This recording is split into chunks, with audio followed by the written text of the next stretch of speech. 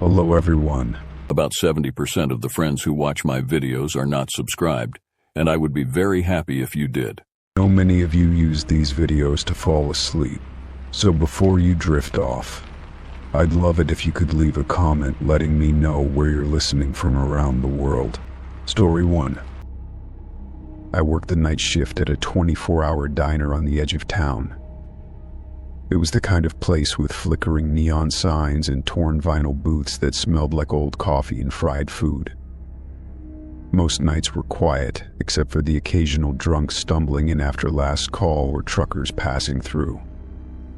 The tips were small, the hours long, and the regulars mostly kept to themselves. There was one customer who stood out. He came in every few nights, always just after midnight. He wore the same dark coat, kept his head low, and never said much. What made him memorable were the tips he left behind. No matter the size of the bill, he always left at least a 20. At first I figured he was just generous or maybe felt sorry for me working so late.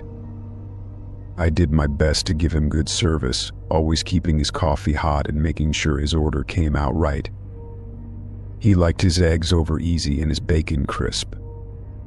He never smiled, but he always nodded when I brought his plate. After a few weeks, I started looking forward to his visits. Most of the customers I got at that hour were rude or half asleep. He was quiet and polite, which was a rare combination that time of night. I began to wonder what his story was, why he came alone, and why he tipped so much. One night, after he left, I found a $100 bill under his coffee cup. My first thought was that he made a mistake. But the way it was folded, carefully placed beneath the mug, told me it was intentional. I stood there holding it, unsure what to do. In the end, I kept it and told myself I had earned it. From that point on, the tips kept growing. 50 here, 100 there, sometimes even more. The other waitresses noticed and started asking questions. I told them he was just a nice guy. One of them joked that maybe he was trying to impress me.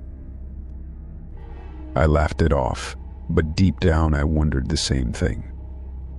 He never tried to talk to me beyond ordering food. Still, there was something watchful in the way he looked at me. Like he was studying me but did not want to be noticed. It made me uneasy, though I tried not to let it show. Then came the night he asked me a question. He looked up from his plate and asked if I ever walked home alone after work. It was such a strange thing to ask out of the blue. I told him no, that I always got a ride. That was a lie, of course. I usually walked the 3 blocks to my apartment. His face did not change, but I felt a chill go down my back. He nodded slowly and went back to his food. After he left, I locked the doors even though we were open all night. I told the cook what he said, and he just shrugged. Said the guy probably just worried about me.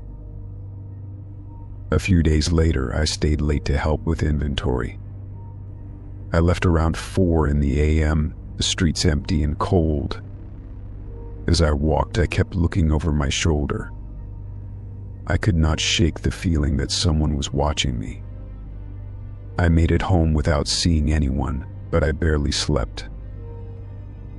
The next time he came in, I noticed something was different. His hands were shaking slightly, and his coat looked damp. There was a dark smudge on his sleeve, like dried paint or something else. I tried to act normal, but my heart pounded in my chest. He ordered the usual, and I brought it out without saying a word. That night, he left 5 $100 bills. I stared at them for a long time before picking them up. Something about the money felt wrong now. Like it was meant to keep me quiet or distract me. I put it in the register but made a note in my mind to talk to someone about it. A few days passed without him showing up. Then the news broke. A waitress from a diner across town had been found dead in her apartment. No forced entry, no sign of struggle. Just gone. Her coworkers said she had a regular customer who left huge tips and never talked much. I felt sick reading the story. The description matched him exactly. I called the police that day, told them everything I knew. They asked for a name, but I did not have one. Just a description and a routine. They came by the diner and looked at the security footage. It was blurry, but they confirmed it was the same man seen near the other diner. Turns out he had been spotted at several places around the city. Always late at night, always tipping well, always watching the waitresses. They asked if I still had any of the money he left. I gave them the last $500 I had not spent. They bagged it up for evidence. That was when I realized I might have been one of his targets. Maybe even the next one if I had not lied about walking home. The police launched a full investigation. They tracked him down using footage from traffic cameras and tips from other diners. When they found him, he had a list in his coat pocket. Names, dates, descriptions. My name was on it, circled in red. It was horrifying to know how close I had come. He had been planning something, waiting for the right night. Maybe he would have followed me home. Maybe he already had. I felt like I could not breathe for days after that. People kept asking why he left those huge tips. Some thought it was guilt. Others said it was his way of playing with us. Like a game, seeing how much attention he could draw without being caught. I do not know the answer and I do not want to. The diner changed after that. We got better security, cameras at every angle. The night shift got split between 2 servers instead of 1. I started getting rides home for real, and I stopped working the graveyard hours. I needed sleep and space to feel normal again. I still think about him sometimes. The way he looked at me, the calm in his voice, the quiet manner. It was all a mask. Underneath was someone planning something terrible, and I had no idea. That kind of thought sticks with you. But I survived. I trusted my gut when something felt off. I told the police when it mattered. And in the end, that helped stop him before he could hurt someone else. I hold on to that when the memories get too heavy. Not all stories like this have a good ending. Some people never see the danger coming. But I was lucky, and I am grateful every single day. Story 2. The day started like any other. I got up early, brewed a strong cup of coffee, and stepped outside for a short walk before work. The morning air was crisp and cool, and the streets were still quiet, only a few early risers passing by. It was the kind of peace I always enjoyed before the rush of the day. As I rounded the corner by the grocery store, a small bulletin board caught my eye. It was covered in flyers, ads, and the usual clutter of community announcements. But one poster stood out. It was a missing person notice with my face staring back at me. At first I thought it was a prank. Someone had taken a picture of me and put it up as a joke. But the photo was too perfect, too specific.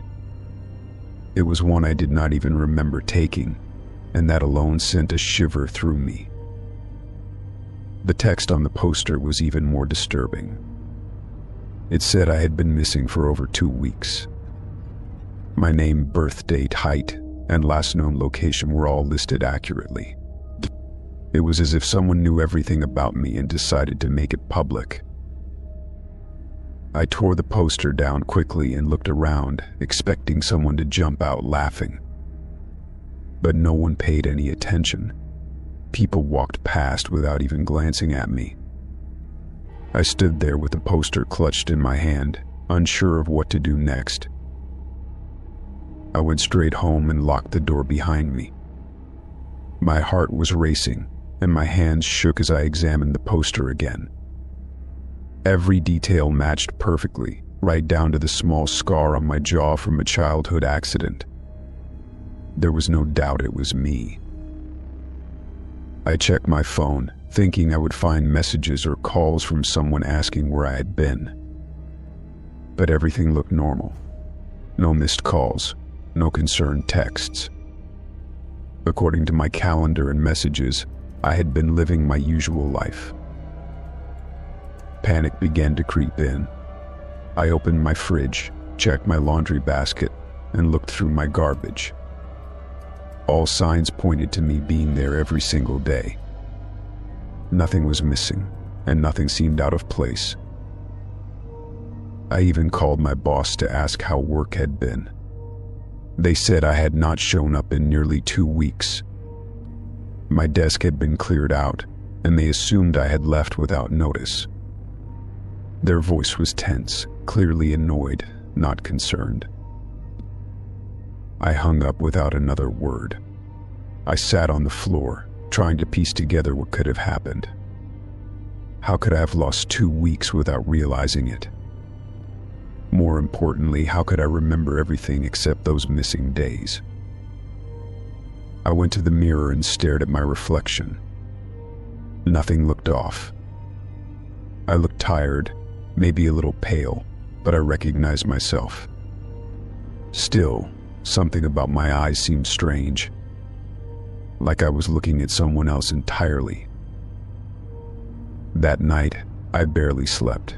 I kept hearing sounds outside, like footsteps on the porch or whispers near the window. Every time I looked, there was nothing. But the feeling of being watched never went away. By morning, I was exhausted but determined to get answers. I visited the police station and showed them the poster. The officer at the front desk frowned and asked me to wait. After a few minutes, another officer came out and pulled me aside. They said I matched the description of a missing person filed 2 weeks ago. When I told them that I was the person on the poster, they looked skeptical. They asked for identification, which I provided. My ID matched the poster exactly. They made a few calls and told me to wait again. I could hear them talking in the next room. Something about checking the database, verifying something. Then the room went silent. When they returned, their tone had changed. They said my records had been marked as inactive. That meant someone had officially closed my case as unsolved. According to their system, I had vanished without a trace. Now, here I was, sitting in front of them, very much alive. I asked them what could cause that kind of error, but they had no answers. They took my statement and said they would look into it. I left the station feeling worse than before. Not only had I lost time, but now I had proof that I had been gone. I decided to visit the address listed on the poster as my last known location. It was my own apartment, which made no sense. Why would that be my last known place if I had been living there the entire time? Unless I really had vanished from it. The building looked normal. My neighbors were the same, though they gave me odd looks. One even asked where I had been and said I looked different. I brushed it off, but the unease grew heavier.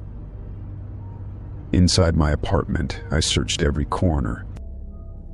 I found a strange key taped to the back of my closet door. It was old and heavy, not something I recognized. There was also a note written in my own handwriting saying, "Do not trust the mirror." I stared at the note, trying to remember writing it. Nothing came. I checked every mirror in the apartment and covered them. Something about the warning felt too real to ignore. My reflection had seemed off before, and now it felt sinister. That night I had a dream. I was standing in a dark hallway lined with mirrors. Each one showed a different version of me. Some were crying, others were screaming, and one was smiling in a way that made my skin crawl. I woke up drenched in sweat and gasping for air. The mirrors in the apartment were shaking, the glass vibrating, as if something behind them wanted to get out. I ran to the closet and grabbed the strange key. I knew what I had to do. There was a small door behind the hallway mirror. I had never noticed it before. The key fit perfectly. Inside was a narrow staircase leading down into darkness. My heart pounded, but I descended one careful step at a time. At the bottom was a room filled with mirrors. They lined the walls, floor, and ceiling. Over in the center was a chair, and on it sat someone who looked exactly like me. They smiled and said I had taken too long to return. I could not speak. I watched as they stood and walked toward me. The mirrors showed only them, not me. I realized then that this was where I had been. Trapped, replaced. They touched my hand and everything went white. When I opened my eyes, I was sitting in the chair. The other me was gone. The room had vanished, and I was back in my apartment. But something was different. The mirrors now showed only me. My reflection was back to normal. The strange key had vanished, and the note was gone. It was as if the other version of me had never existed. Over the next few days, things returned to normal. My boss reinstated my job, saying there had been some mistake. My neighbors stopped acting strange. The missing poster never appeared again. I still do not know what happened, whether it was a glitch in reality or something darker. But I check the mirrors every day now, just to make sure it is still me staring back. Story 3. I was 16 when my sister ran away. She had been fighting with our parents almost every day, slamming doors and storming off into the night. I remember the last thing she said to me was that she could not take it anymore and she was leaving for good. At the time, I did not believe her. She had threatened to run away before, but always came back within a few hours. That night was different. She did not return, and no one heard from her again. My parents reported her missing, and the police did what they could, but the leads dried up quickly. Days turned into weeks, then months. Eventually, the world kept spinning without her. Her room stayed the same for a long time. I would sneak in there sometimes just to feel close to her. Her scent still clung to the clothes she left behind, and her favorite stuffed animal remained on the bed. I used to talk to it like it was her, telling it how school was going, or how Mom cried herself to sleep again. It helped me cope with the silence she left behind. Years passed and I moved out. I went to college, got a job, and tried to live my life. The hole she left never really closed, though. I carried it with me in everything I did. No matter where I went, a part of me stayed in that house, waiting for her. One night I could not sleep and ended up doom scrolling on my phone. I stumbled across a forum that shared unsolved mysteries and true crime discussions. There was a thread about a strange case from a few years ago involving an unidentified woman. It linked to a crime scene photo taken by a bystander, blurry and chaotic. Something in that photo pulled at me. At first, it was just a sense of familiarity, like a smell or sound from childhood. Then I saw her. She was in the background, half-turned, face caught between shadows and flashing lights. My heart stopped. I stared at the photo for what felt like hours. It was her. Older, thinner, but her. Her eyes looked the same, though the brightness in them had dimmed. Her hair was longer and darker, but I would know that face anywhere. I saved the image and zoomed in until the pixels blurred together. I searched for more details, trying to find context. The post said the photo was taken outside an abandoned motel during a drug bust. The woman in the background was never identified by police. I scoured every comment and link, searching for clues. Someone mentioned seeing her in another photo from a nearby town. I chased that trail like a starving animal, desperate for scraps. Each image only confirmed what I already knew. She was alive, or at least she had been then. I did not tell anyone at first. I was afraid they would not believe me, or worse, that they would believe and it would mean opening old wounds. But I could not let it go. I had to know what happened to her. I had to know why she never came back. Using the details from the posts, I traced the location of the photo. It was only a few hours' drive from where I lived now. I took time off work and told my boss I needed a mental health break. That part was not a lie. The drive was quiet, and my mind raced with questions. What would I say if I found her? What if she did not want to be found? What if she was in danger? I rehearsed different versions of our reunion in my head, each one ending in tears. The motel was still abandoned when I got there. The windows were boarded up and graffiti covered the walls. I walked around the building, hoping for a sign. An old man sitting across the street watched me with suspicion. I approached him and showed him the photo. His eyes narrowed as he examined it. He said he remembered the night it was taken. There were sirens and shouting, and people running in every direction. He pointed down the street and said some of them used to crash at an old warehouse. I followed his directions to a warehouse on the edge of town. It looked empty, but I could hear faint music coming from inside. I knocked, waited, then pushed the door open. The air inside was thick with dust and the smell of smoke. A few people sat on torn couches and milk crates. They looked up at me, surprised but not alarmed. I asked if anyone knew the woman from the photo. Most shook their heads. One man paused, looked at the photo again, then said he might have seen her around a shelter nearby. I thanked him and headed to the shelter. It was cleaner than I expected, bright and warm inside. A woman at the front desk listened patiently as I explained my situation. She looked at the photo and nodded slowly.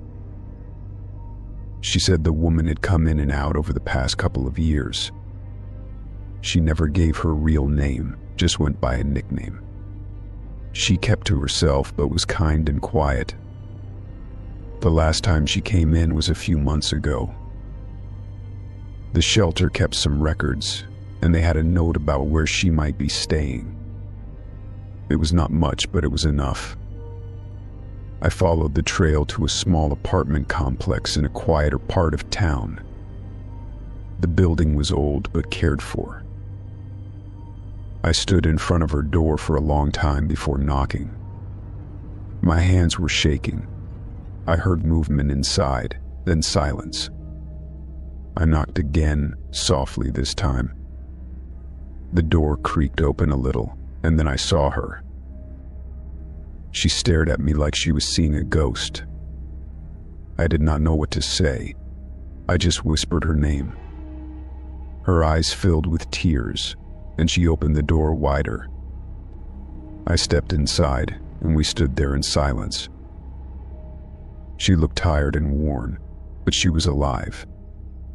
She told me bits and pieces of what happened after she left. She had fallen in with the wrong crowd, drifted from place to place, made mistakes she thought we would never forgive. She said she stayed away because she was ashamed. I told her none of that mattered. I told her we never stopped looking for her. She cried then, really cried, and I held her like I used to when we were kids hiding from thunderstorms. We stayed like that for a long time. We talked through the night, catching up on lost years. She said she wanted to come home but did not know how. I promised to help her, to be there every step of the way. We made plans together, not just for visits but for a future. The next day I called my parents. I did not tell them everything, just that I had found her and she was safe. We arranged a meeting for the following weekend. It was time to begin healing, to bring her back into the fold. She was nervous but ready. When she saw them again, there were no angry words, only tears and embraces. We sat around the kitchen table, the four of us, like no time had passed.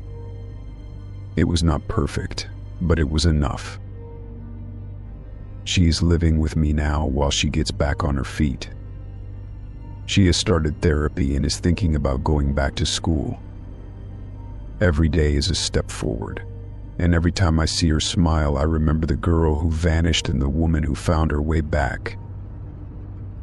I do not know what the future holds for her or for us, but I know we are not alone anymore. We lost years, but we have time now. And after everything, that is more than I ever dared to hope for. Story 4. I used to run background checks for a private security firm.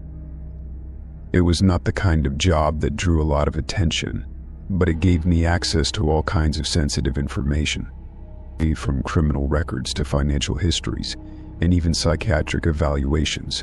I had seen it all. Over the years, I developed a knack for picking out inconsistencies. The patterns were always there if you knew how to look. The process was simple enough. We received requests from clients, often large corporations or government contractors, and I would dig through records to compile a detailed profile. My reports influenced hiring decisions, security clearance approvals, and even internal investigations. I never questioned the morality of it. I told myself I was just doing a job, a necessary one at that. One day I was handed a stack of files for clearance review. Most of them were routine, nothing that raised a red flag. But then I came across one that was unlike the others. The file had multiple pages completely blacked out. Every name, address, and identifying detail was redacted. That alone was not unheard of. Sometimes high-level cases would come through with parts redacted, especially if national security was involved. But this was different. This file had no clearance level, no cover sheet, no origin. But it was just there, like it had slipped through the cracks of some greater machine. Curiosity got the better of me. I ran the file through the internal system, hoping to trace where it came from. The system kicked back an error message saying access was denied. That made no sense. I had full clearance for the database, higher than most in the building. Still, I tried again using an admin override. This time it gave me a small piece of information before shutting down. A digital signature. Just a string of letters and numbers, but it looked familiar. I copied it down and ran a search through archived reports I had completed over the years. My stomach dropped when I found a match. The digital signature was tied to my own profile. At first, I thought it was a mistake. Maybe the system had glitched, pulling up the wrong data. But as I dug deeper, the truth became harder to ignore. The blacked-out file was mine. My own background check had been redacted beyond recognition. I sat in silence for a long time. It felt like a hole had opened beneath me, and I was falling through it. Why would my file be redacted? What did I not know about myself that someone else had deemed necessary to hide? I thought about the day I was hired. There had been no interview, just a series of tests, and then a contract. That memory suddenly felt wrong. Too clean, too rehearsed. I had never questioned it before, but now it seemed like I had been placed here, like a pawn moved into position on a board I could not see. I decided to take a risk. I had access to the physical archives stored in the building's lower level. Maybe the original file was down there. The archives were old-fashioned, kept in steel cabinets behind 2 locked doors. I signed in under a routine maintenance check and made my way down. The silence in the room was heavy, the kind that made your own footsteps sound unnatural. I found the drawer labeled under my assigned employee number and opened it. Inside was a thin folder with my name typed neatly on the tab. I opened it and found a single photograph paper clipped to the first page. It was a surveillance photo, grainy and taken at night. The person in the picture was me, but I had no memory of ever being in that place. The rest of the file was even worse. It reports detailed strange behaviors, unexplained absences, and observations made by coworkers who had apparently filed complaints. I read each report with growing disbelief. They spoke of me as if I were a stranger, someone dangerous, someone watched. There were medical records too, but not from any clinic I remembered visiting. Notes in the margins mentioned psychological evaluations and memory suppression. It felt like reading a story written by someone else using my name. I started to shake. None of it made sense, but it was all documented, signed, and approved. I put the file back but kept the photo. Something about it gnawed at me, like a word stuck on the tip of my tongue. I left the archives and went home early that day, feigning illness. That night I barely slept. I stared at the ceiling and tried to pull memories from the blank spaces in my past. The next morning I arrived at work and tried to act normal. But the building felt different now. I noticed small things I had overlooked before, cameras that turned a little too slowly when I passed, security guards who nodded a bit too long when I greeted them. It felt like the whole building was watching me. I considered quitting, walking away and never looking back. But some part of me needed to know the truth. I could not just live my life wondering what had been done to me and why. I needed answers, even if they came at a cost. I accessed the backup servers that were used only during audits. These were supposed to be isolated from the main system, but I had helped design the fail-safes. I found a hidden subfolder labeled under an obsolete project name.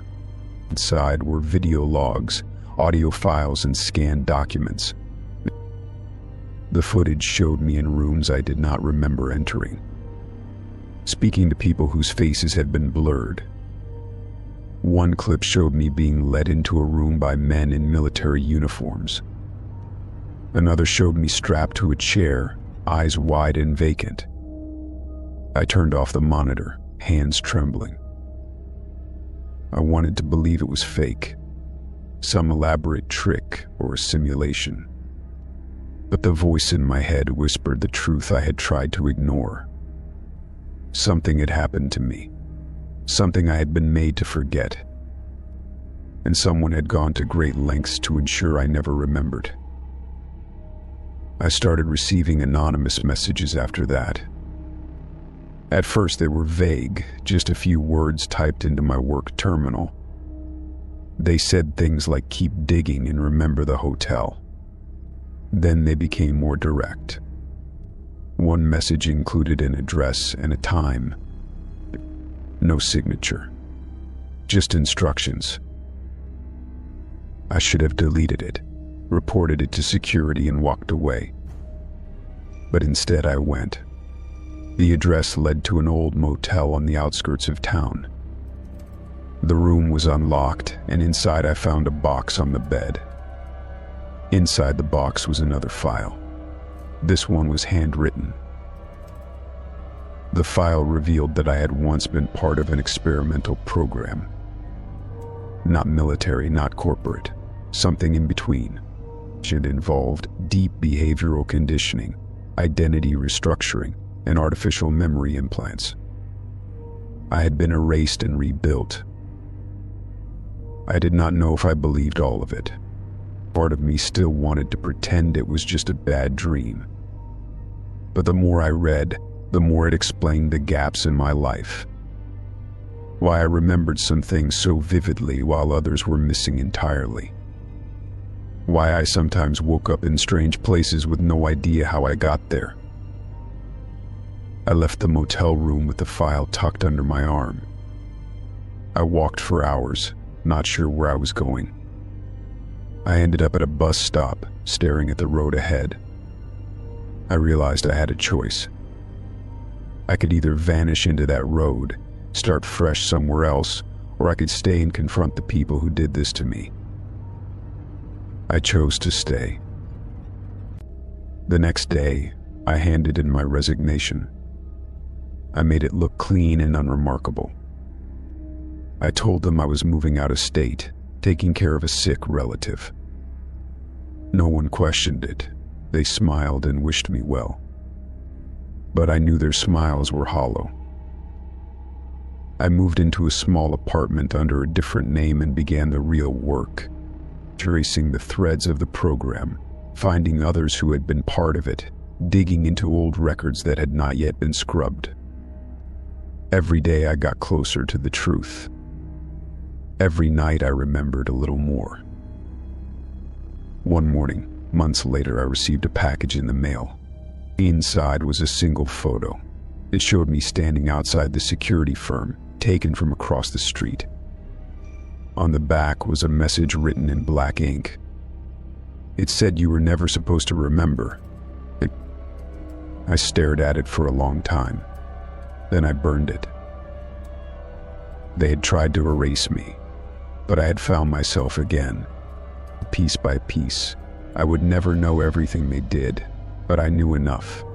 And enough to understand who I was now. And that was more than they ever intended. Story 5. It started off like any other evening. I had pulled into a gas station just off the highway to fill up and grab a quick coffee for the drive home. The sun had already dipped below the horizon, and the air was just starting to cool off from the day's heat. I was scrolling through a few messages on my phone while the tank filled, not paying much attention to anything around me. That was when a man walked up and asked if he could borrow my phone. He looked like he had been on the road a while. His clothes were dusty, and he had a backpack slung over one shoulder. There was a sense of urgency in his voice, but he stayed polite, saying he needed to make a quick call and had no battery left. I hesitated for a second, just enough to weigh whether this was a good idea or not. Then I handed him the phone, still unlocked, and watched him dial a number quickly. He turned slightly away from me, speaking low and fast into the phone. I could not hear much of what he was saying, just a few words here and there. He was done in less than a minute, handed the phone back with a thank you, and walked off toward the corner of the lot. I watched him go, unsure why I felt uneasy, but I brushed it off. It was probably just the dark and the suddenness of the whole interaction. I got my coffee, paid for the gas, and drove home. The roads were quiet, the kind of peaceful that makes you feel like the world has paused just for a while. At home, everything was the same as I had left it, with the lights still off and the keys dropped into the bowl near the door. I made a sandwich, flipped on the TV for background noise, and settled into the couch. I had almost forgotten about the stranger by the time I was halfway through my meal. The knock on the door was sharp and sudden. I thought maybe a neighbor needed something, but when I opened it, I was staring at two police officers. They did not say much at first, just asked if I was the resident and if they could come in. I stepped aside, confused, and watched as more officers followed them into my apartment. That was when one of them started talking about a warrant. They spread out fast, opening drawers, checking behind furniture, even pulling cushions off the couch. I stood there stunned, asking what they were looking for, but they kept moving like they had done this 100 times before. One officer kept close to me, repeating questions I barely understood. Had I seen anything suspicious tonight? Did I know anything about a specific phone number that had been called from my device? I shook my head, still trying to piece it together. It all came back to me at once: the man at the gas station. I told them about him, about how he had asked to borrow my phone and made a call. That only seemed to make things worse. They wanted every detail: what he looked like, how he spoke, what number he dialed. I tried my best to remember, but it was all fuzzy now, and I had not even thought to check the call log. They eventually took my phone, saying it would be used as evidence. I asked again what this was all about, and that was when they told me. The number he had called was connected to an active investigation, something about narcotics and trafficking. My address was flagged because it was where the call originated. It sounded insane, but they were dead serious. I sat on my couch while they continued to search, feeling like a stranger in my own home. The questions kept coming, and I answered them all, even when I did not have good answers. They said I was not under arrest, but I could not leave either. One officer stayed near me the whole time, watching like I might suddenly bolt. I felt like my entire life had been flipped inside out. Hours passed before they finally seemed to calm down. They started packing up the bags of evidence, which looked like nothing more than my belongings. One of the officers gave me a number to call in the morning for follow-up questions. They left without apologizing, just a few nods and the warning not to leave town. I locked the door behind them and stood in the silence they left behind. I did not sleep that night. I kept going over everything in my head, trying to remember exactly what the man had said. There was nothing that stood out, nothing that should have turned my apartment into a crime scene. I kept wondering if this had been some kind of setup, if the man knew what he was doing. Maybe he picked me because I looked too trusting, or maybe it was just random. The next morning I called the number they had given me. A woman answered and confirmed that the investigation was ongoing. She said I was not a suspect, but that my cooperation would be important. I asked her what would happen next, and she only said they would be in touch. That left me with nothing but waiting. Over the next few days, I kept thinking the police would come back. I cleaned up the mess they had left, trying to put things back in order. But it was not just my apartment that felt shaken, it was everything. I kept double-checking my locks, watching out the window, flinching every time someone walked past. I did not know how long it would take for things to feel normal again. A week later, I got a call from a detective. He said they had identified the man who used my phone. He was part of a larger operation they had been tracking for months. My phone call had actually helped them narrow down his location, which led to a bigger arrest. They found him 2 towns over, hiding out in a motel with enough evidence to tie him to multiple crimes. The detective thanked me for reporting everything truthfully. He said my cooperation helped them connect the dots faster than they had expected. I asked if I was clear of any involvement now, and he confirmed that I was. My phone would be returned after the investigation team cleared it. He even said I might have helped save lives, though he could not go into details. After the call ended, I sat there for a while, letting it sink in. What had started as a favor for a stranger had turned into something far bigger. I had been scared, confused, even angry for a while. But now, knowing that it made a difference, gave me a strange kind of peace. I had done something right without even realizing it. I still do not think I will ever let someone borrow my phone again.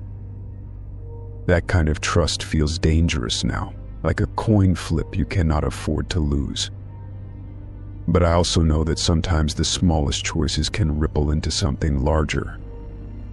That night at the gas station, I thought I was just helping someone out. In the end, it helped stop something much worse. My apartment finally feels normal again. The routine is back, the silence no longer heavy. I have not heard anything more from the police, which I take as a good sign. Life keeps moving, even when it has been shaken to the core. And now I carry that one memory with a strange mix of caution and pride. Story 6. I was running late for a meeting and decided to order a ride through the app. The car pulled up in front of my apartment just as I stepped outside. I checked the license plate and confirmed it matched what I saw on the screen. I got in the back seat and greeted the driver, who gave a polite nod but said nothing in return. He tapped something on his phone, started the GPS, and pulled away from the curb. The ride began like any other. We cruised down familiar streets bathed in the orange light of the setting sun. The driver kept his eyes fixed ahead and both hands tightly gripped the steering wheel. The city's noise faded the farther we got from the main roads. I glanced down at my phone to catch up on emails and messages. After 10 minutes, I noticed the driver took a left turn that was not part of the usual route. I looked up, a bit confused, and checked the map on my screen. The route shown there was different from where we were headed. I leaned forward slightly and asked if there was a detour or roadblock I missed. He didn't respond, only gave a vague grunt and kept driving. That was the first time I felt uneasy. The buildings began thinning out, replaced by trees and dark stretches of empty land. I looked back down at the app and saw that the arrival time had suddenly jumped by 20 minutes. My heart picked up a bit, but I tried to stay calm, thinking maybe it was just traffic or an error with the GPS. Still, I couldn't ignore the tightness in my chest. I asked again if everything was all right, a little louder this time. He said nothing. He did not acknowledge me at all. I tried to brush off the silence, convincing myself maybe he didn't speak English or simply preferred not to chat. I told myself that not all drivers were social. But then he turned off the GPS completely. The screen that once showed our route went black, and the dashboard lights dimmed for a moment. He made another right turn, and I no longer recognized the surroundings. The city was long behind us, and trees now surrounded both sides of the road. My fingers clenched around my phone as I tried to keep my voice steady, asking him where we were going. Still no answer, just the hum of the engine and the occasional bump of tires against rough pavement. The silence between us grew heavier, like it was pressing against my skin. I texted a friend my location, but the signal was weak and the message failed to send. I looked around for a landmark, anything I could describe, but there was nothing but trees and shadow. I considered asking to stop and get out. But we were in the middle of nowhere, and there were no street lights or visible houses.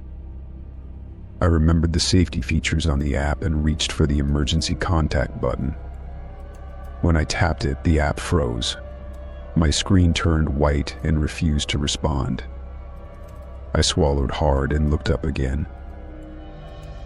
The driver's hands were still on the wheel, but now he was staring at me in the rearview mirror. He didn't blink, just watched me with a calm, empty expression that sent chills down my spine. I tried the door handle, but it didn't budge. Oh, the lock was on, and there was no manual latch I could see. I began to speak again, more forcefully, telling him I wanted to get out. I told him I'd pay more, double the fare if he let me out right there. He didn't say anything, but he turned his head slightly, just enough to make eye contact again in the mirror. That was when I realized he wasn't just taking a wrong turn. He didn't intend to take me to my destination. Panic flooded my body, but I tried to keep my breathing slow. I didn't want him to see me break down. I shifted in my seat, moving my hand slowly toward my backpack beside me. I kept pepper spray in the side pocket. My fingers brushed the zipper, but before I could pull it open, the car jerked suddenly. He turned sharply onto a narrow dirt path that looked more like a trail than a road. Branches scraped against the windows as we moved deeper into the woods. I could feel the tires slipping slightly over loose gravel and mud. There was no mistaking it anymore. We were nowhere near the city. I tried calling 911, but there was still no signal. I typed out a message describing the situation and saved it in case a signal returned. I glanced at the driver again. He wasn't looking at me now. His eyes were locked on the path ahead, mouth set in a thin, tight line. I whispered to myself, trying to stay grounded. I thought about everything I had done that day, all the little moments that now felt far away. I couldn't stop thinking about how quickly a routine ride had turned into something I might not walk away from. My heart was pounding so loudly I could barely hear anything else. I needed a way out, and fast. The trees finally opened up to reveal a small clearing. There was an old wooden structure ahead, part barn and part shed, with no lights and a sagging roof. He slowed the car and stopped a few feet from the building. The engine remained running, but he did not move. He just sat there, hands on the wheel, staring straight ahead.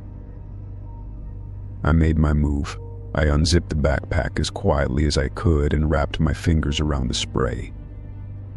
My other hand went for the lock again, this time pushing against the window switch. Nothing happened. The windows were disabled. I took a deep breath and lunged forward, spraying the pepper directly into his eyes. He screamed and jerked sideways, reaching up to rub his face. I hit the unlock button on his side of the console and yanked open the door. I tumbled out onto the dirt and ran. I didn't care which direction. I just ran, pushing through branches, stumbling over roots, and scraping my hands against trees as I fled. Behind me, I could hear him shouting, but the sound grew fainter. I didn't look back. I kept running until I saw the faint glow of headlights in the distance. A truck was moving down a separate road on the other side of the trees. I ran toward it, waving my arms and screaming for help. The driver saw me and slammed on the brakes. I collapsed near the side of the road, gasping for air. He jumped out and rushed toward me, asking if I was all right. I tried to explain between breaths, pointing back toward the woods. He helped me into the truck and drove me straight to the nearest police station. Once there, I gave them everything I could remember. Or the driver's face, the car make and model, the turns we took, the building in the clearing. Officers took my statement and launched a search immediately. Hours later, they told me the car had been abandoned near the same area, but the man was gone. I spent the next few days shaken and unable to sleep. I kept thinking about what would have happened if I had not reacted when I did. I could still see his eyes in the mirror, still feel the dread that settled deep in my chest. But I also remembered how I fought, how I found the strength to act. It took time, but the fear began to fade. I still use ride shares, but now I check everything 3 times. I only sit behind the driver, never behind the passenger seat. And I always keep my hand close to my bag. That day changed me, but it did not break me. I survived because I listened to my instincts and acted before it was too late. Some part of me still watches the rearview mirror every time I ride, just in case. But I know I am stronger now. I escaped what could have been my last ride. And I will never ignore that kind of silence again. Story 7. When I got the job, I thought it would be simple. A quiet gig in a downtown law office, just organizing boxes of old legal files. The pay was decent, and I needed something steady while figuring out my next steps. I never imagined I would be stepping into a mess that had been hidden away for decades. The office was nothing special, tucked away on the 3rd floor of a brick building that smelled faintly of dust and mildew. I had my own little workspace in the back, surrounded by towers of files, faded manila folders, and boxes with years written in black marker. My job was to digitize everything and create a searchable archive. It was the kind of mindless work that let my thoughts wander while I clicked and typed. After the first week, I got into a rhythm. I would come in at 9 a.m., get my coffee, and then disappear into the records room until 5 p.m. No one bothered me much, except my boss, who popped in occasionally to check on progress. He always wore expensive suits, spoke with crisp precision, and smiled in that way people do when they want to hide what they are really thinking. Most of the files were dull. Civil suits over property disputes, corporate tax issues, the occasional custody battle. But sometimes, I would find a criminal case buried in the stacks. Those were more interesting and sometimes deeply disturbing. I never knew lawyers had to keep physical records for so long. One rainy afternoon, I came across a thick file labeled with a year from nearly 20 years ago. It was a capital case, the kind that ended in a death sentence. The client had been accused of killing a young woman in a parking garage. According to the case summary, the evidence was overwhelming. Blood on his clothes, a security camera image, and a written confession. But something about the file felt wrong. The handwriting in the confession looked shaky and inconsistent. The timeline also seemed tight, almost too perfect, as if it had been cleaned up. I flagged it in my notes, mostly out of curiosity. Then I moved on, not thinking much of it at the time. A few days later, I found a second file that caught my attention. It was misfiled, slipped into a box of corporate records, but it clearly belonged with the criminal cases.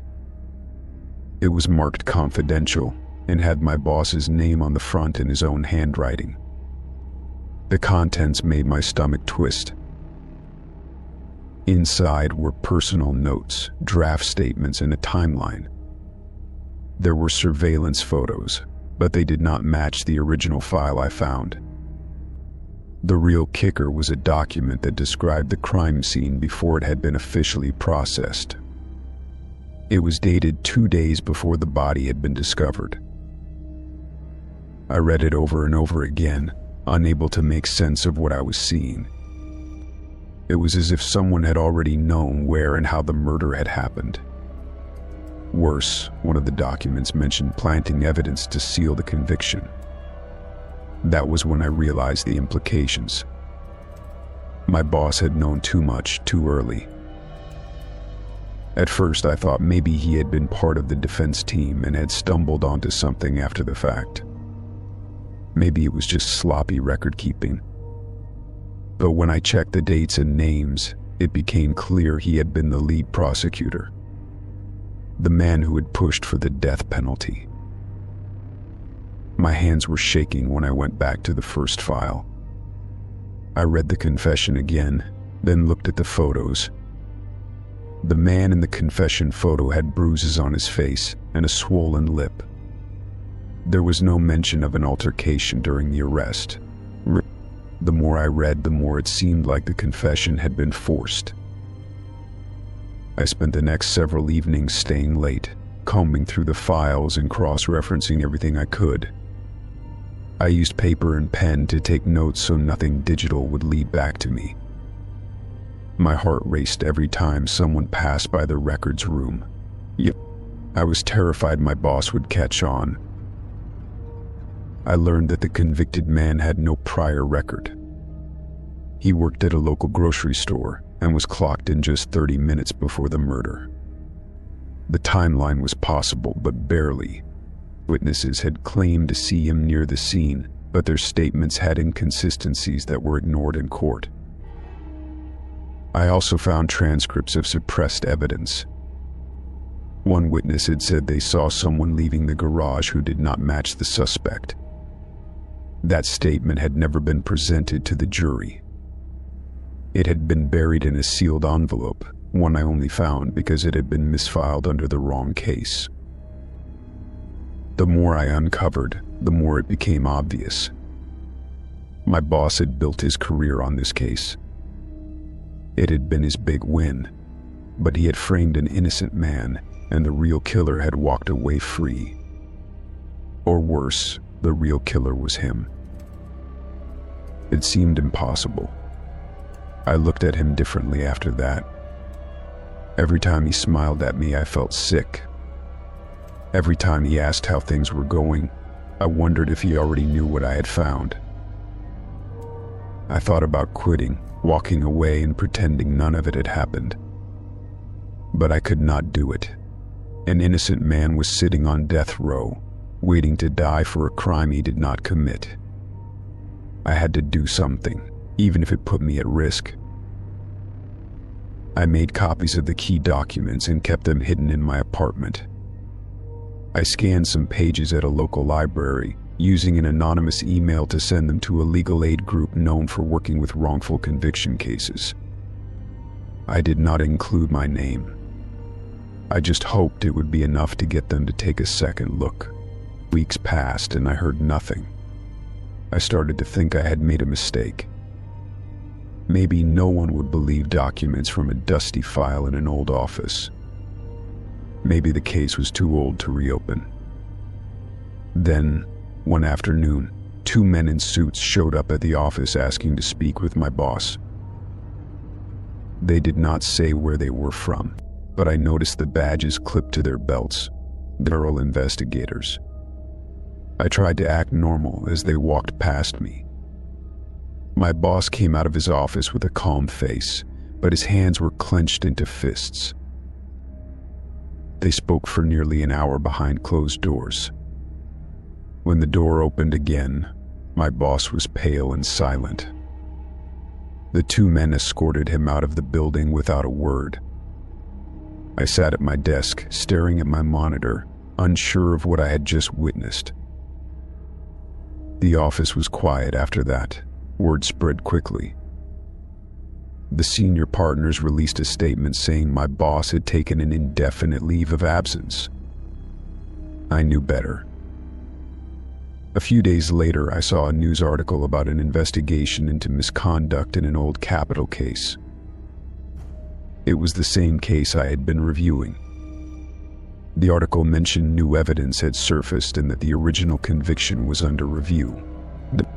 There was even a quote from a spokesperson saying the case may have involved deliberate suppression of exculpatory evidence.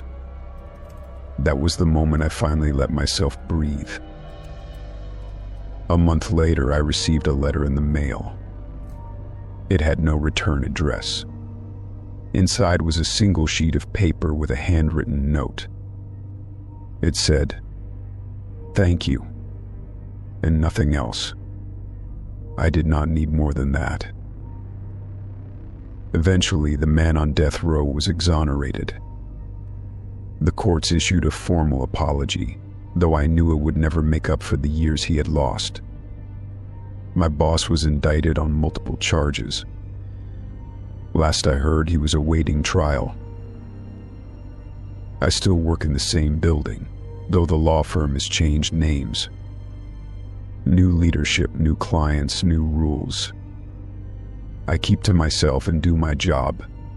But sometimes when I am alone in the records room, I remember how close that truth came to being buried forever. It started with a simple file. A dusty box, a misfiled document, a second look at something everyone else had forgotten. But it changed everything. Not just for the man who was freed, but for me. I used to think I was just another worker, someone passing through. Now I know how dangerous silence can be. I did not set out to be a whistleblower or a hero. I just could not look away, and I never will again. Story 8. I never thought of myself as someone who would be the target of anything sinister.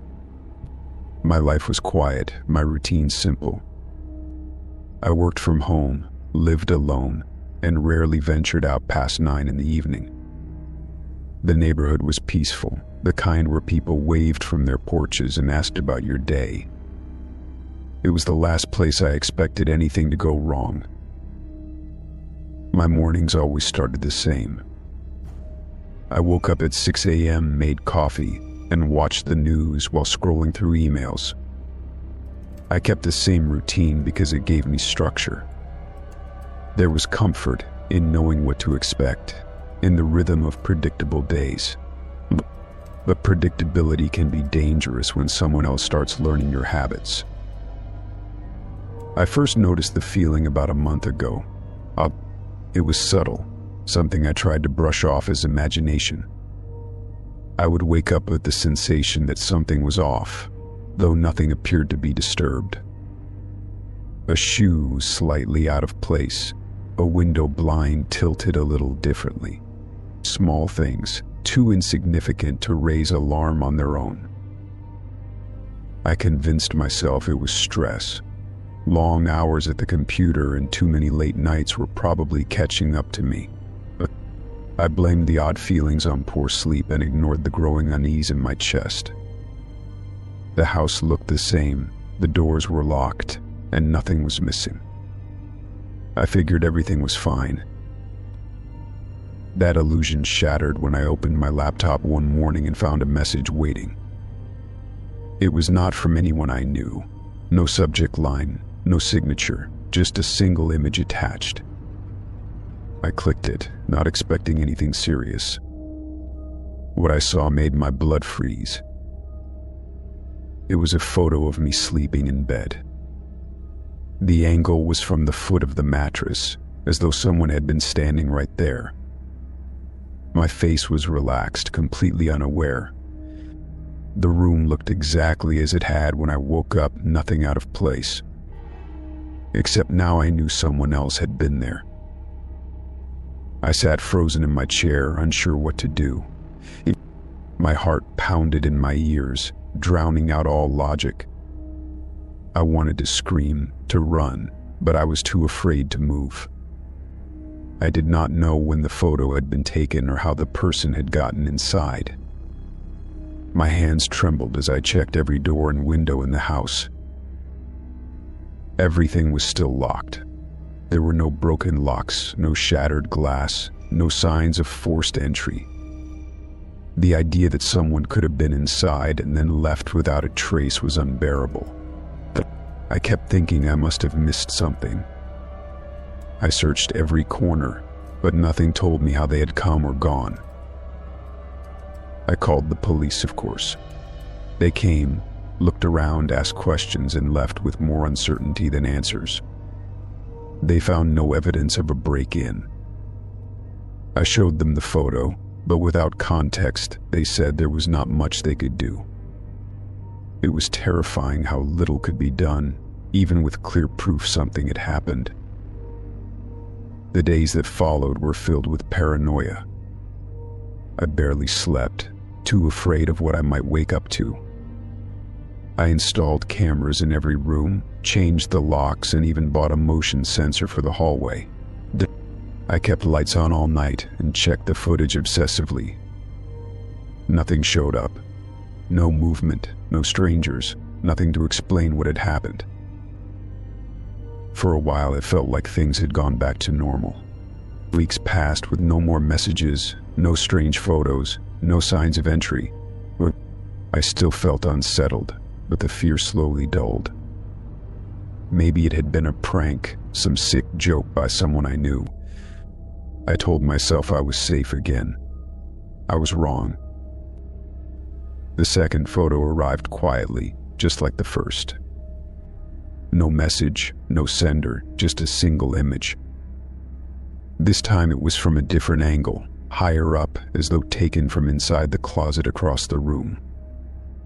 I could see myself lying in bed, but the door to the closet was slightly ajar. It had been closed when I went to sleep.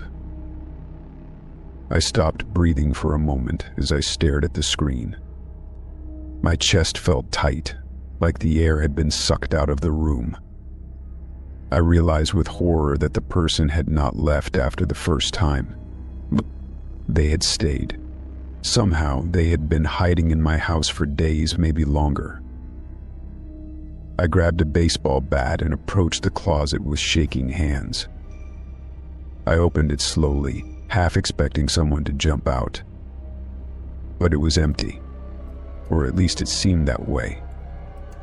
I started pulling everything out, piece by piece, until I saw it. The back panel of the closet had been tampered with. It looked solid, but when I pressed on a corner, it moved slightly. I pushed harder, and the panel gave way, revealing a narrow gap behind it, just big enough for a person to squeeze through. Behind it was a small, dark crawl space. I could not believe it. The person had been living in the walls of my house. That space connected to the attic and possibly to other parts of the house. I had never gone up there, never had a reason to. But now I had to know. I called the police again, and this time they took it more seriously. They brought in a team to inspect the crawl space and attic. What they found made my skin crawl. A sleeping bag, food wrappers, bottles of water, and a camera. Whoever had been staying there had made themselves at home. They found fingerprints, but no matches in the system. Whoever this was, they had experience. No one knew how long they had been living there or how they had managed to avoid detection. It was a nightmare I could not wake up from. The idea that someone had been watching me for so long was unbearable. I had the entire place torn apart. The crawl spaces were sealed, the attic reinforced, and every part of the house inspected. I moved out the same week and stayed with a friend while looking for a new place. I could not bring myself to spend another night there. The memory of those photos haunted me. Therapy helped, slowly. I had to learn to feel safe again, to trust walls and doors. But it took time.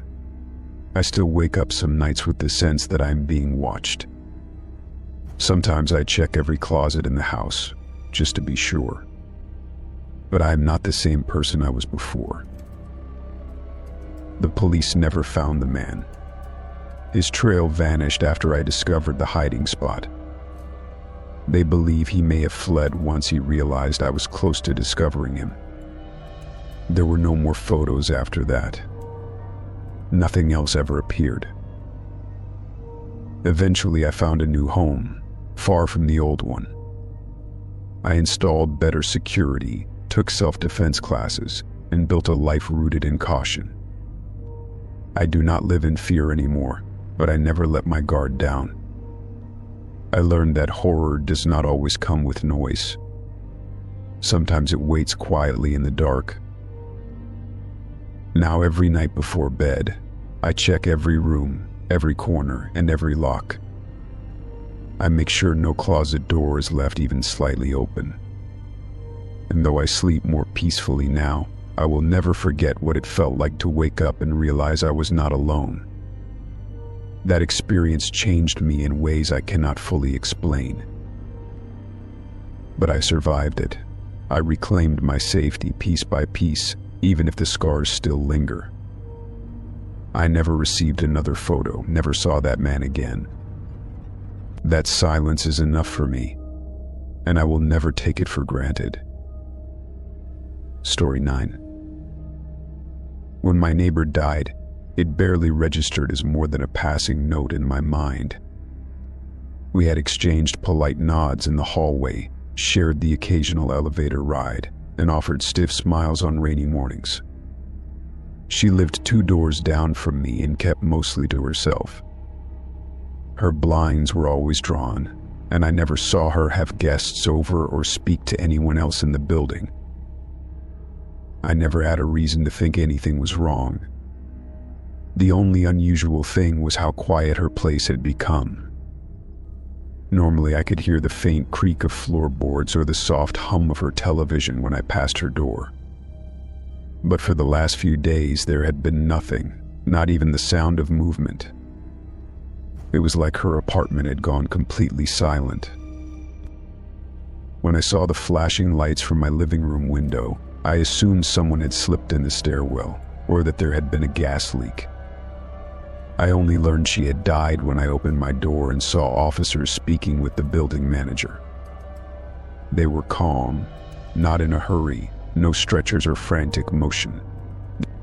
Just quiet professionals doing a wellness check and discovering a body. The word around the building spread fast. Natural causes, someone said. Heart failure, whispered another. I did not question it, just nodded and returned to my apartment. But curiosity clung to me like dust on an old bookshelf, and I could not shake the image of her closed blinds and the silence that followed her death. It was the next day when everything shifted. A knock came on my door early in the morning, around 7 a.m. An officer stood there, polite but serious, asking if I had a moment. I invited him in, confused and slightly unnerved, and he got straight to the point. He told me they had found something in her apartment, something concerning. He asked if I knew why she might have photographs of me. My confusion must have been obvious because he stopped and gave a slow nod, like he was bracing for my reaction. He explained that an entire wall in her bedroom was covered with photos of me. Hundreds, possibly more. They were taken from different angles and distances, some through windows, others clearly from within the building. The officer showed me one photo as an example. It was me, clearly. I was walking to my car, keys in hand, wearing a jacket I had thrown away last winter. The picture had been taken months ago, maybe longer. The officer asked if I had ever noticed anyone following me or felt watched. I shook my head, my mind reeling. I barely remembered her face. She had always looked so forgettable, someone you would not notice in a crowd. But now I was supposed to believe she had spent years watching me, photographing me, documenting my life. I asked if she had a journal or any explanation, but he said nothing had been found. They had taken the photos in as evidence. I asked if I could see more, and he said they were being reviewed by detectives. The officer reassured me that there was no indication of harm, that it might have been some kind of fixation. That word lingered. Fixation. I started checking my apartment differently after that. I began inspecting the locks, checking behind curtains, opening every closet, even if I had just closed it hours before. I bought new curtains, the thick kind that block out light. I covered every window, every crack. Sleep, became a ghost I could not catch. Every creak of the floor or hum of the fridge made my skin crawl. I kept thinking about all the places those photos could have been taken from. Had she been inside my apartment? Had I left a door unlocked once, just for a second? I called the building manager and asked about surveillance cameras. There were none in the hallways, just one in the lobby and another in the parking garage. He said she had lived here for over a decade. I asked if anyone else had ever complained about her, but he said no. I tried to piece it together, but nothing made sense. Why me? We had no conversations, no shared history. I had not wronged her, not helped her, not even stood out in any way. I was just someone who lived nearby, someone whose life was easily visible from across the hall. The detective called a week later and said they had finished going through her apartment. Along with the photos, they had found a detailed calendar marked with notes. Each note corresponded with something I had done. Grocery day, laundry night, doctor visit. It felt like I was reading a journal written about a stranger, only the stranger was me. Every movement I had made for months, maybe years, had been tracked. She had notes about who I spoke to when I left, how long I was gone. It was all there, obsessively documented. They asked again if I had ever interacted with her. I said no, nothing memorable. He told me that based on what they found, it looked like she had isolated herself completely. No family, no friends, no internet history, just pages and pages of notes about me. It made me sick. I felt violated, exposed. Even though she was gone, I could not shake the sense that her eyes were still on me. I began to question everything. Had she ever followed me to work? Was she ever in the same restaurant or cafe, sitting in a shadowed corner? I started recognizing my own habits. How often I took the same route, bought the same coffee, wore the same coat. I had lived my life on autopilot, never imagining someone was memorizing every detail. I began to change things, small at first, then bigger. I switched grocery stores. I got a new car. I changed my hairstyle and bought different clothes. I even rearranged my furniture to face away from windows.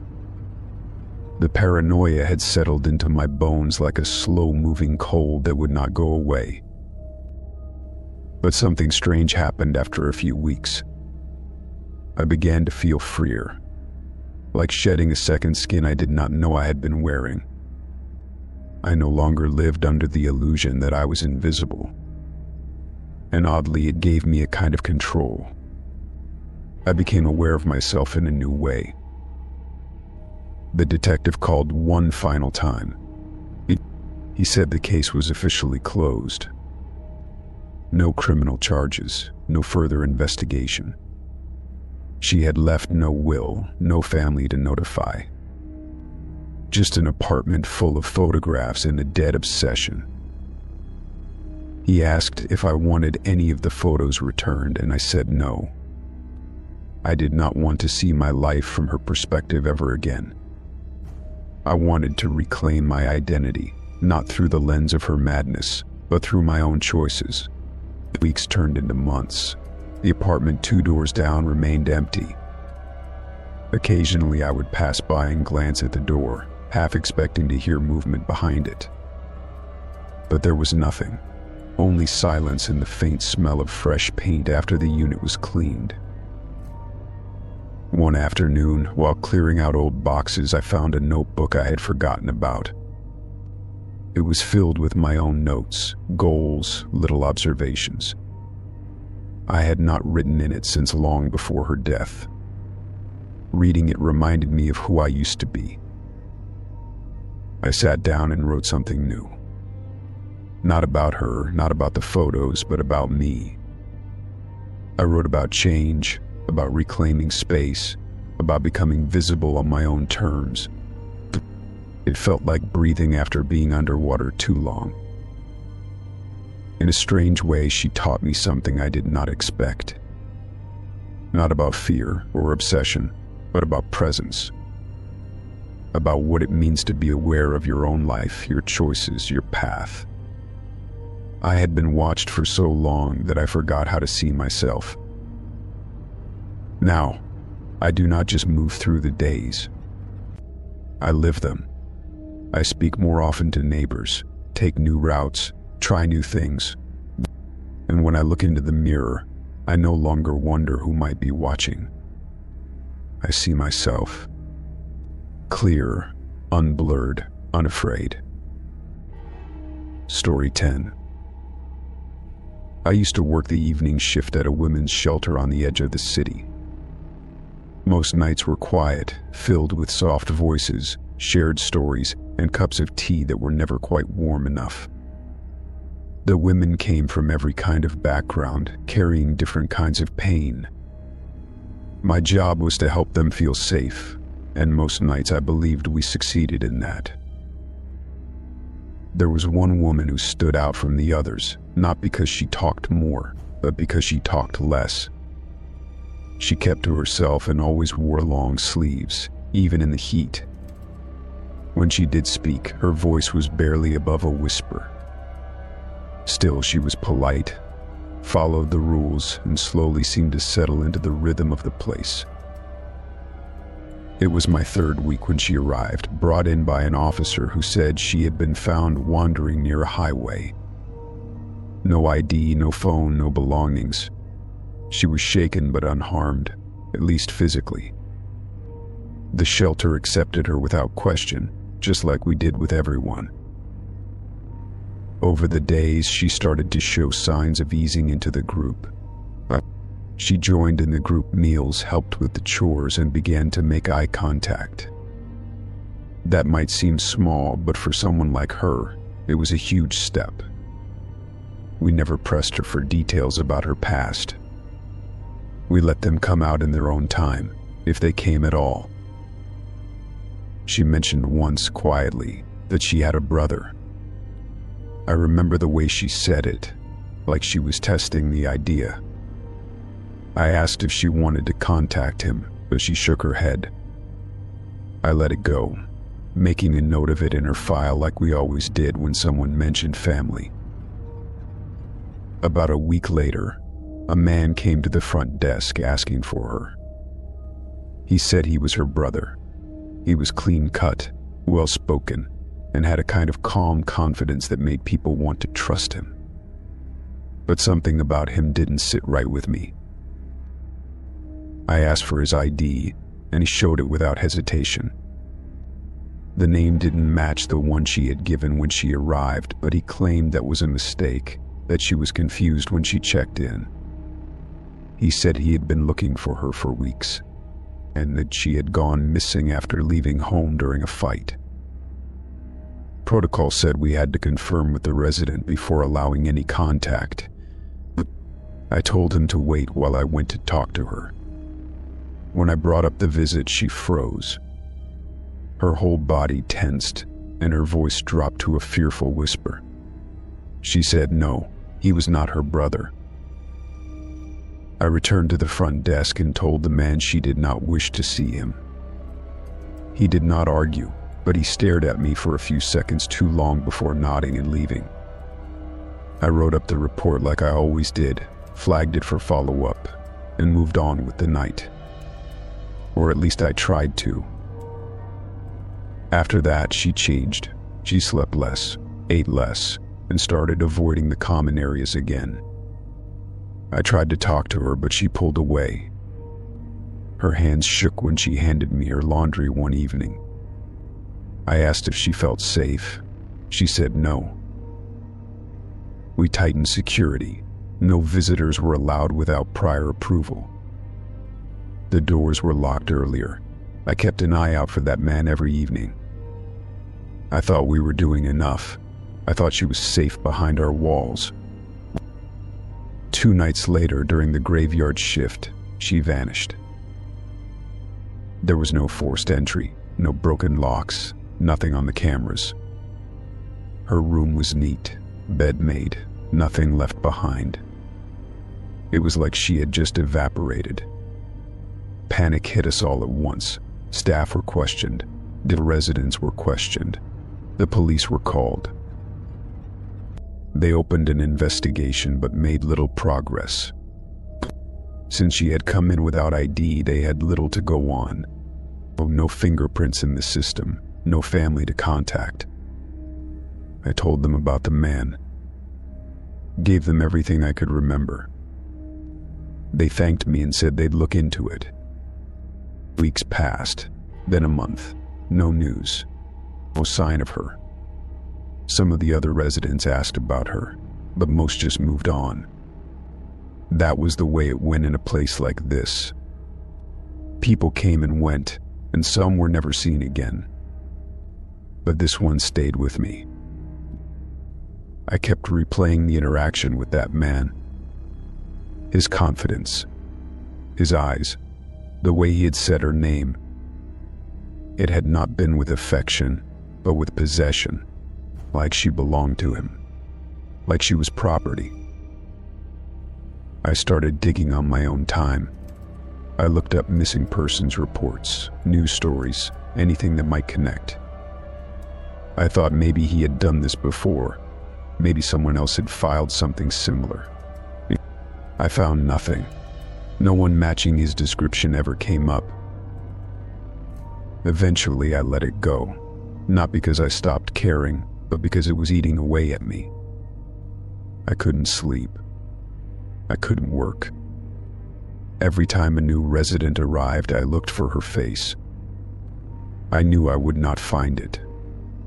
For nearly a year passed before I saw him again.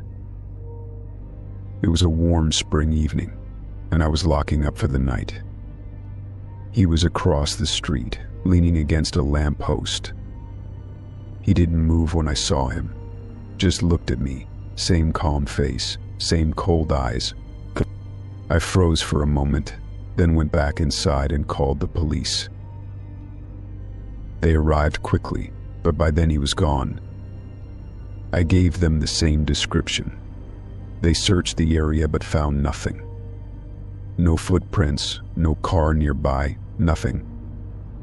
They treated me like I was imagining things, like the memory had finally caught up to me. Maybe it had.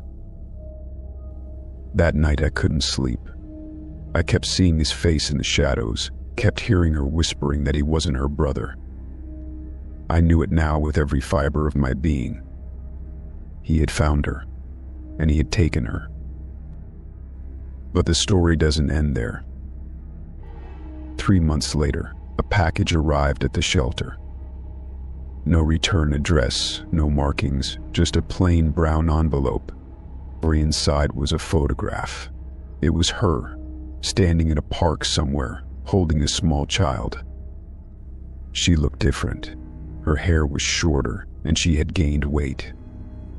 But it was her. Tucked behind the photo was a note, written in careful block letters. It said, "I am safe now.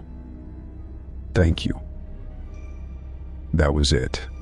No name, no signature. Just those 4 words. I stared at that photo for a long time. I didn't show it to the others. I tucked it into my desk drawer and locked it away. I don't know where she is now. I don't know who helped her escape, or if she found a way out on her own.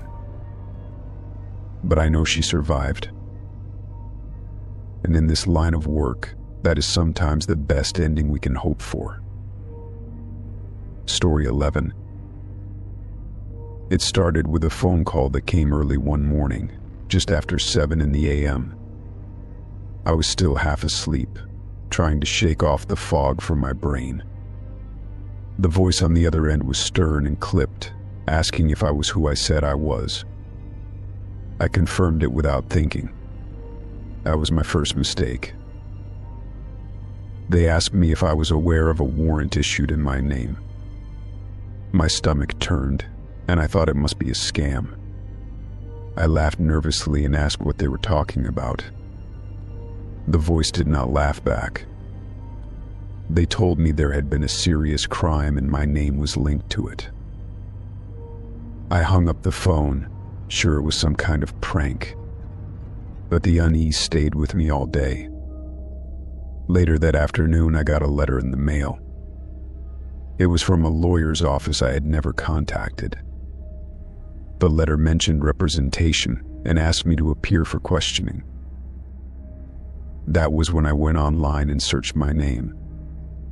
The first thing that popped up was a local news article with a blurry image. The headline mentioned a murder suspect still at large. As I read further, my blood ran cold. The name was mine, spelled exactly the same. Panic set in as I tried to make sense of it. I had never been in trouble with the law. I had not even gotten a parking ticket in years. Yet now, according to the internet, I was a fugitive wanted for murder. The article listed my age, my hometown, and even a workplace I had never heard of. I called the local police station to report the issue. I explained everything as calmly as I could, though my voice trembled. The officer on the line told me to come in and bring identification. I showed up within the hour, clutching every document I had ever owned to prove who I was. They took my fingerprints, ran my license, and held me in a room with no windows for nearly 2 hours. When they came back, they confirmed what I already suspected. Someone had stolen my identity, but this was not just about stolen credit or fake accounts. The person using my name was involved in something dark and violent. They had been seen near the scene of a brutal murder 2 states away. Witnesses claimed to have heard them use the name that belonged to me. It was more than coincidence. It was a deliberate act of deception. I could not believe it. I felt like I had stepped into a nightmare. Every part of my life was under question now. My job put me on leave until things were sorted out. Friends started pulling away, unsure of what was true and what was not. For weeks, I lived in fear of being arrested by mistake. I was told to carry legal documents with me at all times.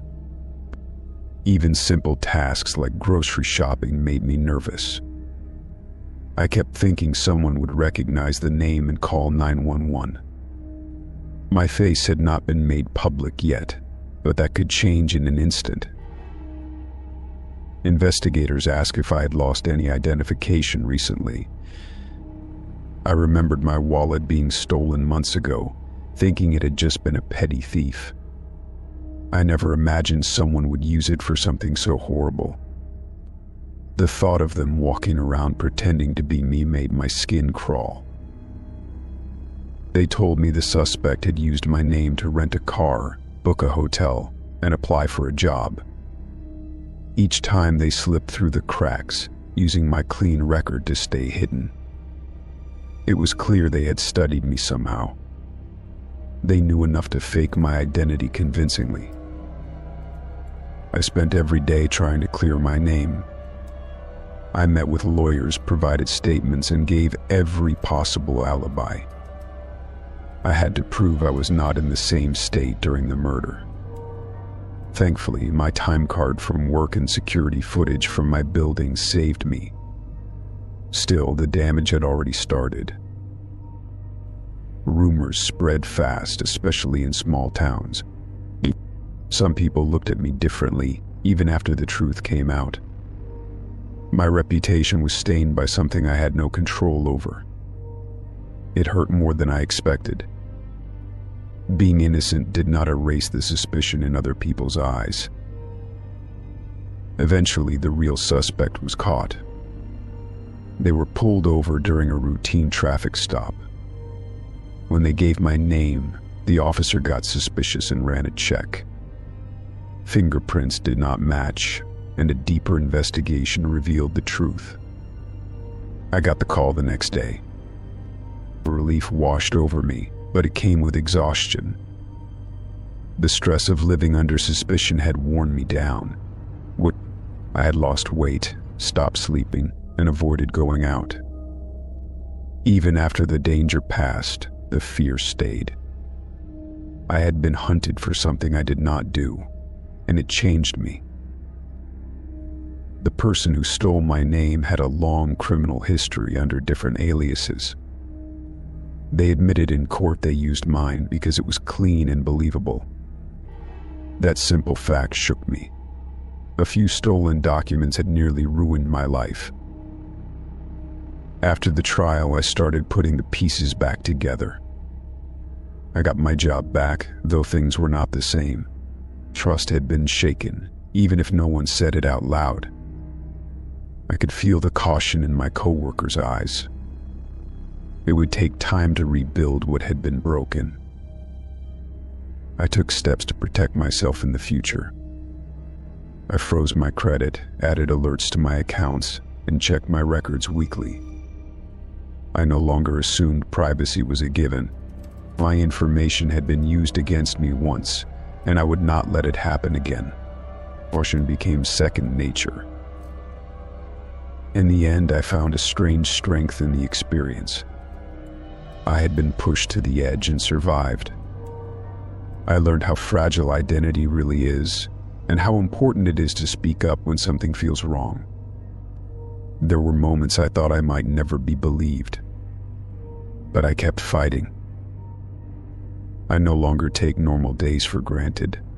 Walking down the street without fear, having my name said without suspicion, being able to sleep without checking the locks twice. Those things are gifts now. They mean more than I can explain.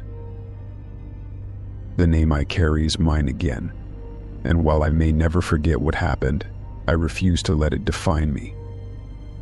What matters is that I stood up, told the truth, and proved who I was. I earned back my life, piece by piece, and no one can take that from me again. Story 12. The morgue was always quiet at night. The walls were thick, the doors heavy, and the air hung still with a sterile chill that never lifted. Most people could not handle the atmosphere, but I found a strange peace in the solitude. I worked the night shift, handling intakes, updating files, and preparing bodies for autopsy the following morning. It was routine, always the same process. A body would arrive, I would check the documentation, tag the toe, and place it in the proper drawer. If the coroner had already performed the autopsy, I would seal the body and wait for transport. Most nights I could go hours without hearing a single sound aside from the soft hum of the refrigeration units. That night began like any other. I clocked in at 10 and went over the intake log. There was one body due for arrival around midnight, brought in by the police after an incident downtown. The report said it was a man in his late 50s, found unresponsive in an alley with signs of head trauma. Around 12:30, the body arrived. The officer who brought him in looked pale and uncomfortable, barely making eye contact. He signed the form quickly and left without a word. I wheeled the covered body inside and placed it on the main exam table. I removed the sheet and froze. Something about the man's face unsettled me. His eyes were closed, but his mouth was slightly open, as if caught mid-breath. I checked for a pulse out of habit, knowing there would not be one. Nothing. The coroner had not signed off on this body yet, which was odd. Usually he would leave a note, or at least a preliminary report. I decided to call him, but there was no answer. I figured he had gone home early and would return in the morning. It was not entirely unusual. I proceeded to log the man into our system. His name matched the police report, and everything appeared in order. But something kept bothering me. His body was warm. Not just warm from being brought in recently, but too warm for someone who had been dead for hours.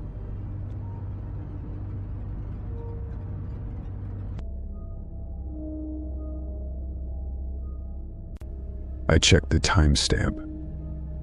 The report said he had been discovered around 9 p.m. That meant he had been dead for at least 3 hours. By now, he should have started cooling. But this man felt almost alive. I leaned closer to inspect his eyes. As I lifted one of his eyelids with my gloved hand, the eye snapped open. I jumped back, my breath caught in my throat. For a few seconds, nothing happened. Then he blinked. I fumbled for the emergency phone and dialed the coroner's private number again. Still no answer. I turned back to the body, which now sat upright on the table. My legs locked in place. I could not believe what I was seeing. He smiled. It was slow and unnatural, stretching too far. I asked him who he was, but he said nothing. Instead, he stood up, completely naked, and walked toward the lockers in the corner. I wanted to run, but I also could not let him leave. I blocked the door and demanded answers. He tilted his head, studying me like I was an insect under glass. Then he said something that made my blood run cold. He said the real coroner would not be coming in. I asked what he meant, and he simply smiled again. He pulled a key ring from the pile of personal effects on the nearby counter. Those were supposed to belong to the deceased. I reached for the drawer where we kept the emergency flashlight and grabbed it like a weapon. He did not react, just walked past me and opened the door to the staff lounge. I followed at a distance, unsure of what else to do. For inside, the lights were off. The man knelt by one of the lockers and opened it. I could not see what he was doing until I stepped closer. That was when I saw the blood. It was pooling around the bottom of the locker door. I turned on the flashlight and pointed it into the open space. There was the body of the real coroner stuffed inside, eyes wide open in frozen terror. His throat had been slit, and his badge and uniform were missing. I backed away, heart pounding so hard I could barely hear my own breath. The man turned to me calmly and put a finger to his lips, signaling silence. He then stood and began changing into the coroner's clothes. I ran. I did not look back. I went straight to the security office and locked myself inside. From the monitor screens, I watched him leave the morgue dressed as the coroner, walking out like he belonged there. I called 911 and tried to explain what happened. They thought I was having a breakdown. It took several minutes before someone agreed to send officers. By the time they arrived, the imposter was long gone. They searched the area and found no trace of him. The only body in the morgue was that of the real coroner. The intake sheet had been altered, and the man's name and details no longer existed in the system. I told them everything. How the man had come back to life. How he had killed the real coroner and impersonated him. Some officers believed me, some did not. But they could not explain the missing records. Security footage showed me wheeling in a body. But at the moment he supposedly got up, the footage cut to static. When it resumed, I was seen running to the security office. Everything in between had vanished. They questioned me for hours. Eventually, they released me and said they would investigate further. But days passed with no updates. The man had disappeared without a trace, and so had any proof he existed. I took time off work. I could not go back to the morgue. Every time I closed my eyes, I saw his face. That smile, those cold eyes, the ease with which he walked away from a murder. Weeks later, I received a package in the mail. No return address. Inside was the coroner's badge and a note that read, "Still watching." I called the police, but they found no fingerprints and no leads. I moved to a different city, started a new job far from morgues or hospitals. But I never stopped checking over my shoulder. I kept mirrors covered at night and never let strangers get too close. Then, one evening while walking home, I passed a clinic. There was a man at the front desk wearing a lab coat and welcoming patients. I froze as he turned his head and looked directly at me. It was him. He winked, then turned back to his paperwork. I kept walking, my steps slow and controlled. If I ran, I knew he would follow.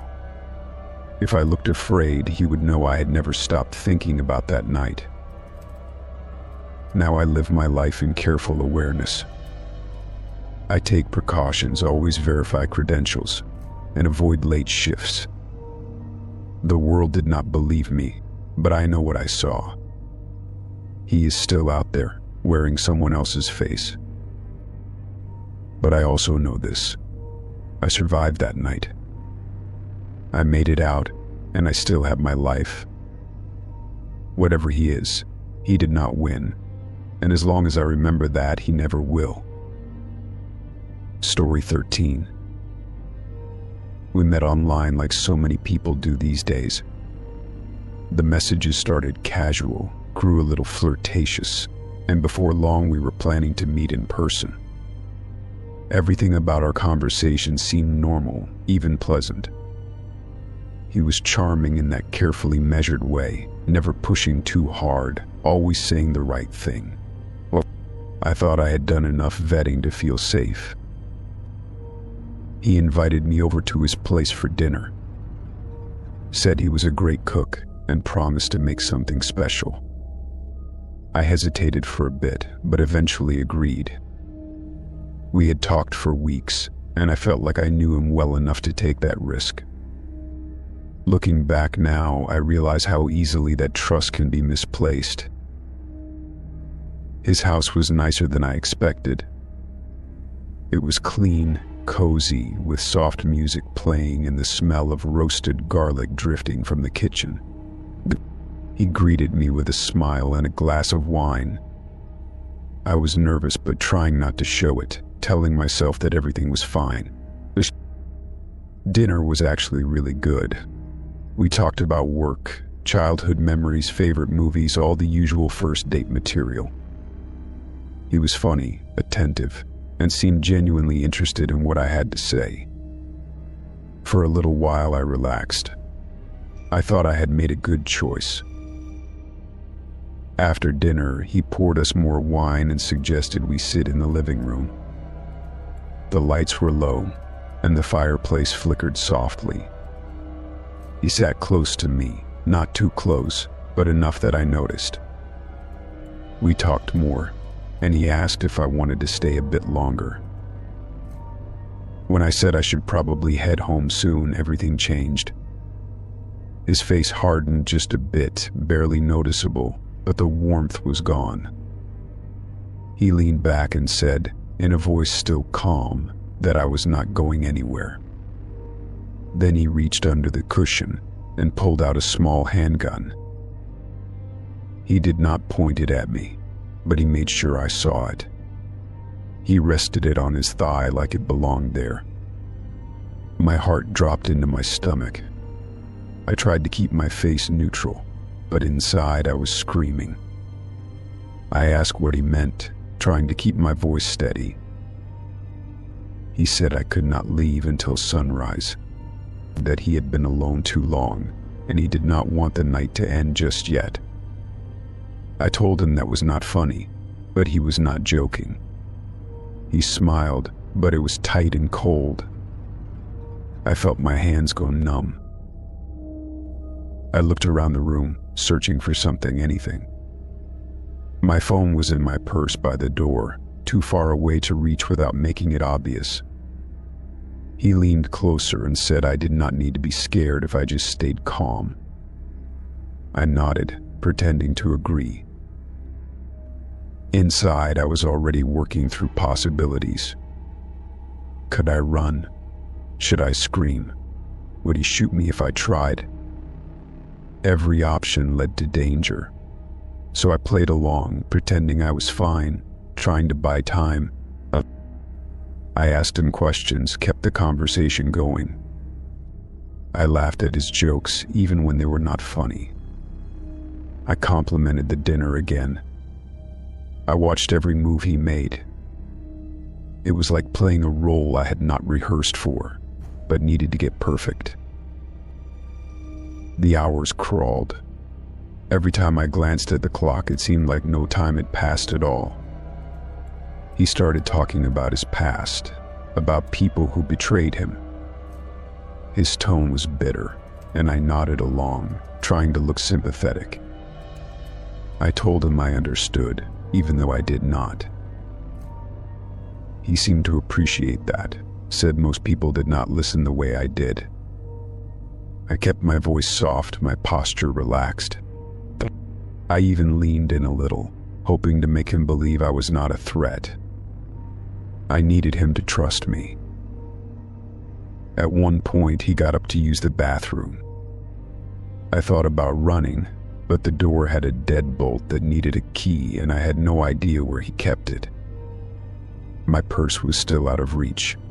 I stayed put, afraid he would come back and find me mid-escape. When he returned, he was holding something in his other hand. A photo. It was of a woman, someone I did not recognize. He stared at it for a long time before setting it down. Said she had hurt him, and that people always leave unless you give them a reason to stay. I told him not everyone was like that. I said maybe she did not mean to hurt him. I was careful with every word, trying not to set him off. I said I was here now, and I was not going anywhere yet. I smiled even though my lips were trembling.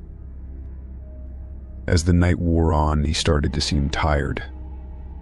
His eyes drooped, and his grip on the gun loosened. I encouraged him to lie down to rest. He resisted at first, but eventually stretched out on the couch. I asked if it was okay for me to sit nearby, and he nodded. He started talking slower, more softly. I kept nodding, murmuring agreement, even as my mind raced. When he finally closed his eyes, I stayed still, hardly daring to breathe. I counted silently in my head, waiting, watching. After what felt like an eternity, his breathing deepened. I slipped off the couch inch by inch. The gun was still resting on his thigh. I did not dare try to take it. I crept to the door, praying the floorboards would not creak. My purse was right there, and so was the key, hanging on a hook nearby. My fingers shook as I unlocked the door. I opened it slowly, then turned and looked at him one last time. He had not moved. I slipped outside, closed the door behind me, and ran. I did not stop running until I reached the main road. I flagged down a passing car and begged them to call 911. The woman inside took one look at me and pulled out her phone. The police arrived quickly. I gave them everything I had, told them about the gun, the threats, the way he changed. They took me seriously. They went to his house and arrested him. Later, I learned I was not the first person he had lured there. He had a history, but nothing that had ever stuck. This time, though, he would not be getting away so easily. I went home and slept for 20 hours straight. When I woke up, the world looked a little different. I was shaken but alive. I knew how close I had come to not making it out. Therapy helped. Friends helped. Slowly, I started to feel like myself again. I still double-check every lock, and I do not go on dates without telling someone where I am. But I am healing. The what? That night could have broken me, but it did not. I trusted my instincts, stayed calm, and got out. I survived something that could have ended very differently. And that is what matters most. I know now that people can hide behind charm and manners. I know how fast a smile can turn into something darker. But I also know I am stronger than I ever believed. And no matter how long it takes, I will not let that one night define me. Story 14. I used to house sit for wealthy clients who traveled frequently. It was a job that paid well and gave me the illusion of luxury, even if only temporarily. These homes were always spotless, tastefully decorated, and equipped with high-end security systems. My job was simple: take care of the pets if there were any, bring in the mail, and make sure nothing went wrong. It was the kind of work that required trust and discretion, two things I had developed a reputation for. This particular assignment came through a private referral, not through the usual agency. The client was traveling overseas and needed someone to stay in a large estate nestled in a quiet part of the countryside. I accepted without hesitation. The house was beautiful, modern yet warm, with a view that stretched over rolling fields. When I arrived, the owner greeted me briefly, handed over a set of instructions, and left before I had time to ask any questions. The house had everything: heated floors, touchpad lighting, an indoor pool, even a library with rare books. I wandered the halls that first night, taking in the silence and the stillness. One door, however, stood out. It was located in the basement, built flush with the wall, made of heavy steel and secured with a keypad. The instructions included an entry code, which surprised me. Most homeowners never gave me access to secure rooms. Yep, the note simply said this was the panic room, in case of emergencies. I hoped I would never need to use it. The first few days passed without incident.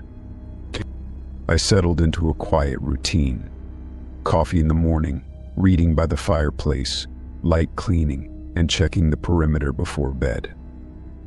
But something began to feel off by the third night. It was not a sound or a smell, more like the house itself felt watchful. I would catch glimpses of movement in the corner of my vision, a shadow that should not have been there. I told myself it was just nerves. Big houses can feel eerie when you are alone. But the feeling did not go away. On the fourth night, I was awoken by the sound of something metallic. It came from the basement. I sat up, heart pounding, and listened. It stopped as suddenly as it had started. I waited, holding my breath, but there was nothing more. In the morning, I checked the basement. Everything looked normal. The door to the panic room stood silent, cold, and unmoving. I considered opening it just to see what was inside, but I could not bring myself to do it. The air around that door felt heavier than the rest of the house. Later that day, I found a journal tucked between the cushions of the living room couch. It was not dated and did not have a name. Just a string of entries in neat, slanted handwriting. Most of it was mundane. Notes about the property, weather updates, occasional references to guests. But then the entries took a darker turn. One page spoke of voices in the walls. Another described sleepless nights and whispers from the vents. The last few pages were frantic, filled with scribbled words and half-finished sentences. One line was repeated over and over. "Do not open the door." I should have left then, packed my bags and walked away from the house and its secrets. But something kept me there. Curiosity, maybe, or the thought that I was imagining things and overreacting. Either way, I stayed. That night I could not sleep. I kept thinking about the journal and the door. Around 2 a.m. I gave in and went to the basement. I stood in front of the door, the keypad glowing softly in the dim light. My fingers trembled as I punched in the code. The door clicked and swung open slowly. A wave of stale air spilled out, thick and metallic. I reached inside and turned on the light. The walls were lined with shelves, emergency supplies, and monitors connected to security cameras around the house. But that was not what caught my attention. There were stains on the walls. Dark, dried smears that looked too much like blood to be anything else. Some of it had run down into the seams of the floor. I backed away, stomach turning. My first thought was that something violent had happened here. I wanted to believe it was old. Maybe from a past incident no one had cleaned properly. But as I looked closer, I saw fingerprints in the smears. Drag marks. Someone had tried to get out, or someone had tried to keep them in. I closed the door and reset the lock. I went back upstairs and sat in the kitchen, staring at the countertop. The clock read 3 a.m., and the house was silent again. I tried to call the homeowner, but the number they gave me went straight to voicemail. I did not leave a message. In the morning, I checked the security footage from the previous night. The monitors were still accessible through a panel in the study. I scrolled through the basement feed and saw myself entering the panic room. But after that, the screen went black. The other cameras still worked. Only the one inside the panic room had cut out. That day, I went into town and asked about the house. I did not mention the blood or the panic room. I just asked general questions, pretending to be a friend of the owner. The responses I got were vague, hesitant. People recognized the address but said little. One man lowered his voice and told me the place had a history. He did not elaborate, but I saw something in his eyes. Fear. As if saying too much would bring something back. I thanked him and left quickly. On the drive back, I kept checking my mirrors. The feeling of being watched had followed me into the car. That night, the house was colder than usual.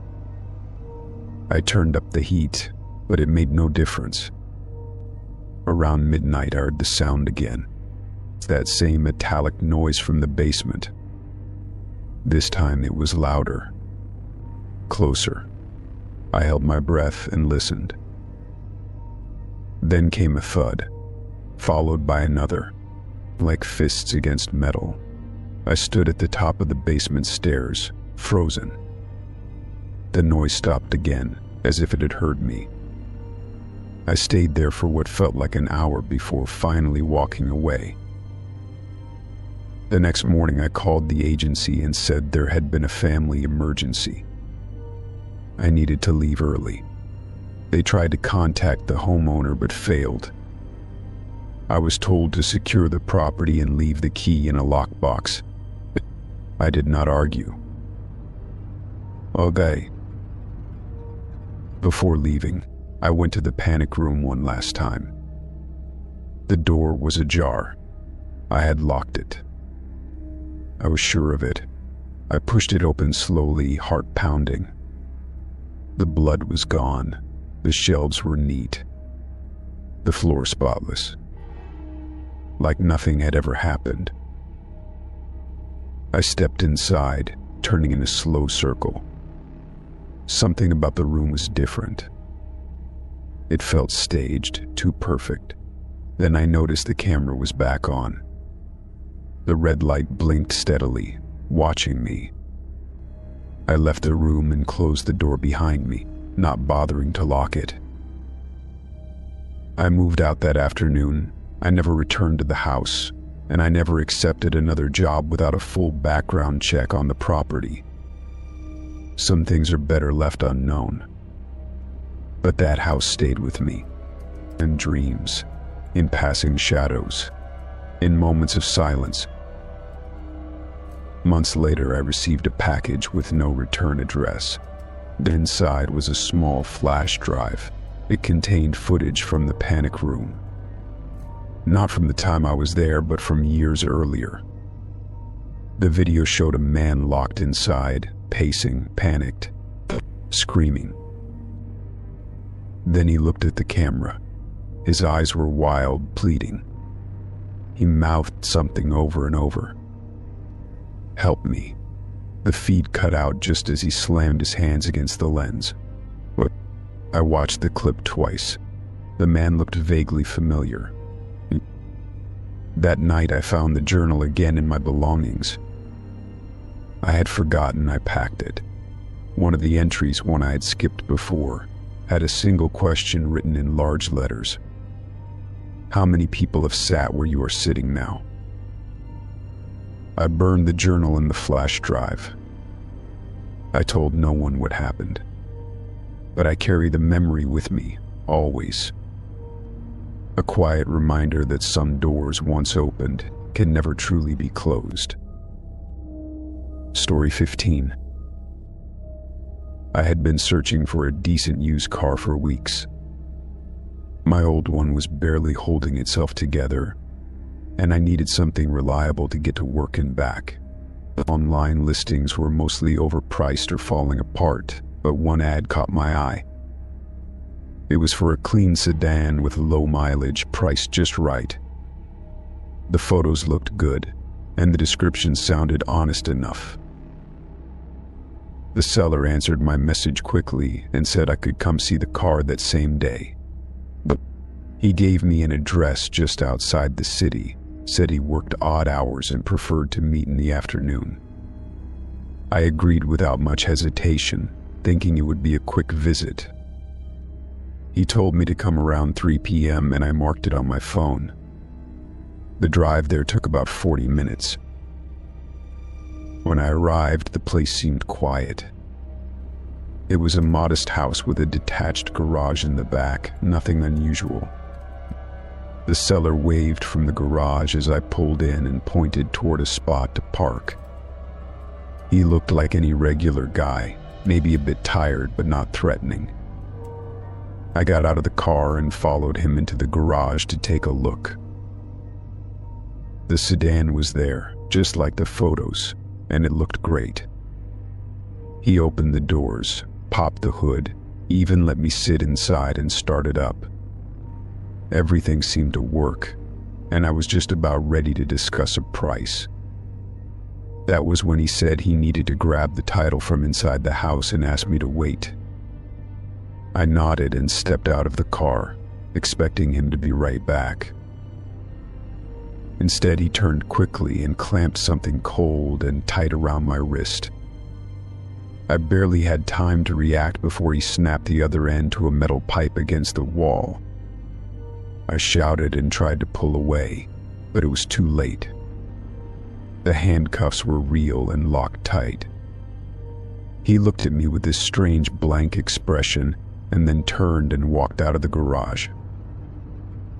I yelled after him, demanding to know what he was doing, but he ignored me. The garage door slammed shut behind him, leaving me in silence. I pulled hard against the cuffs, but it only made the metal bite into my skin. My phone was still in my pocket, but I could not reach it with only one hand free. Panic started to rise in my chest as the minutes dragged on. There were no windows in the garage, just a single bare bulb overhead and the smell of oil and old tires. I tried to twist my body to get a better angle, maybe find something I could use to pry open the cuffs. There were tools on a nearby bench just out of reach. I yelled again, louder this time, hoping someone nearby might hear me. But no one came. Time felt like it was moving slow and fast at the same time. Every creak of the house made me freeze, waiting to hear footsteps returning. But hours passed with no sign of the man. My wrist throbbed from pulling against the metal, and I was starting to feel lightheaded. I kept thinking, why would someone do this? What was the point of trapping me here? Eventually, I heard a car start. It was the sedan, the one I had come to see. The engine turned over smoothly, and then the sound faded as the car was driven away. That was when it hit me. He had used me as a distraction or a decoy. He never intended to sell the car. He just needed someone to waste time in the garage while he made a clean getaway. I felt sick thinking about it. Maybe the car was stolen, and he wanted to get rid of it without being tracked. Or maybe he had other plans entirely, and I had been lucky to only end up handcuffed. Still, the fact remained that I was alone, trapped, and no one knew where I was. I had not told anyone I was going to meet him. That had been my mistake. Eventually, I remembered my phone was voice activated. I shifted and shouted the command to wake it up, hoping the voice assistant would respond. After a few tries, it finally did. I dictated a message to emergency services, explaining I was trapped in a garage and needed help. The confirmation tone gave me a small spark of hope. I kept shouting commands to send the location, hoping the signal was strong enough inside the garage. I had no idea if it worked, but it was the only thing I could do. The minutes passed like hours again. Then finally I heard sirens in the distance. They grew louder, and I started shouting again with everything I had left. The garage door rattled, then groaned open as the light of the afternoon spilled inside. 2 officers burst in, followed by a third holding bolt cutters. They cut the cuffs and helped me to my feet. I was weak and sore, but grateful beyond words. They asked a few quick questions before leading me out of the garage. Outside, I saw 2 police cars and a small group of neighbors watching from a distance. One officer wrapped a blanket around my shoulders while another took down the details of what had happened. I gave them everything I remembered, from the online ad to the moment the man had driven off in the car. They promised to investigate immediately. It turned out I was not the only one he had done this to. A few other reports had come in over the past month, all with slight variations. He would post fake car listings, lure people to a location, and disappear with different vehicles. I had just happened to be the one who got far enough to trigger a real response. The voice message to emergency services had saved me. They ran my phone logs and traced the listing back to a burner account. It was not much, but it gave them a direction to look. I stayed in contact with the lead officer on the case, updating him whenever I remembered new details. After about 2 weeks, I got a call saying they had arrested someone matching the description and linked him to multiple thefts. The car I had gone to see was recovered as well, abandoned in a parking lot. It had indeed been stolen. The man used these sales as a cover to dump evidence, knowing people would not ask too many questions until it was too late. He never hurt anyone physically, but the emotional damage was real. I still had trouble trusting strangers after that. But I was lucky. I got out with only bruises and a story to tell. I learned to be more cautious, to always let someone know where I was going. I changed how I looked at trust and how easily it could be used against you. That moment in the garage, chained to a wall, changed the way I moved through the world. Eventually, life returned to normal. I bought a used car from a certified dealership, paid a little more, but it came with peace of mind. I still check every door twice at night, still glance over my shoulder when meeting someone new. But I also know I got through something terrifying and came out stronger. That garage could have been the end for me, but instead it became a turning point. Now, every time I hear about someone being cautious or second-guessing a deal, I tell them to listen to that instinct. It is better to walk away than to end up handcuffed in a stranger's garage. I was lucky to get out. Not everyone is, and for that reason alone, I make sure to never ignore a red flag again. Story 16. I first noticed something strange a few weeks ago while watering the plants on our front porch. Across the street, parked near the corner, was an old beige car. It wasn't the kind of thing that would normally catch my eye, but this particular car had been there every day for almost a week. At first I thought maybe it belonged to a neighbor's guest or someone working on a nearby house. But after a few more days passed, it became harder to ignore.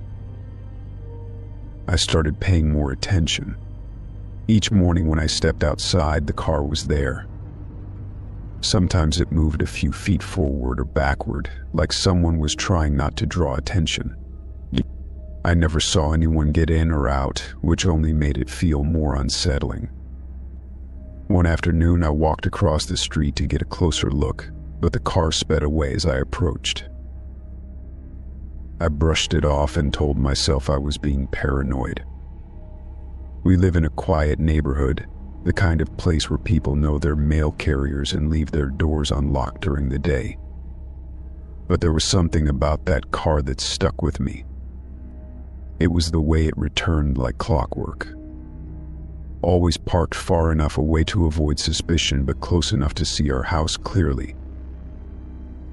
My daughter had just turned 12 and was growing more independent every day. She had recently taken an interest in online games, chatting with kids her age, and building digital worlds with her classmates. I monitored her screen time and had rules in place about who she could talk to. She seemed responsible, always asking permission before adding anyone new. One evening, as I was cleaning up after dinner, she came bouncing into the kitchen with a bright smile. She told me she had made a new friend online. She said he was funny, kind, and really smart. I asked her a few questions out of habit.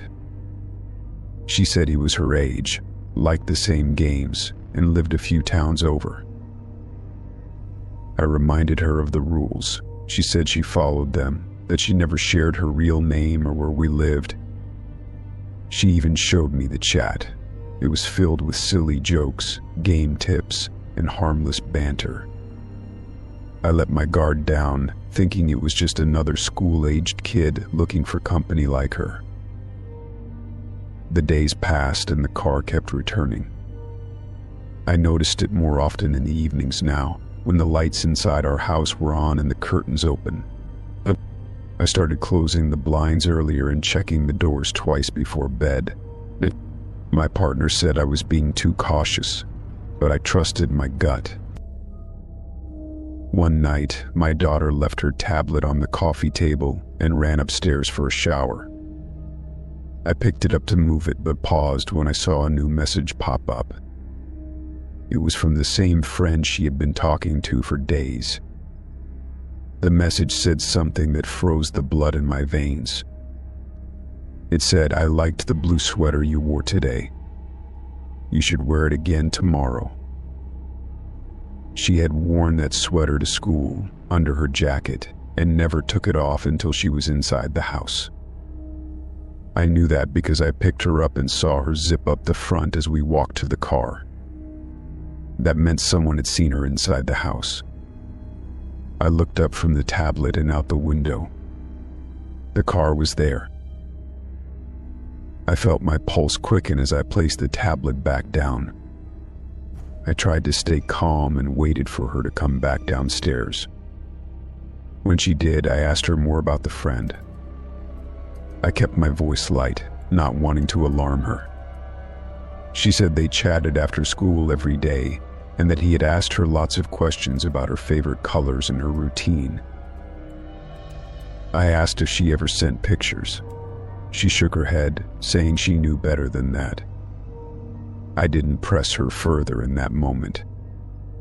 Instead, I called the internet service provider later that night and checked the logs. I traced the IP address of the user. It was from a location just 2 blocks away.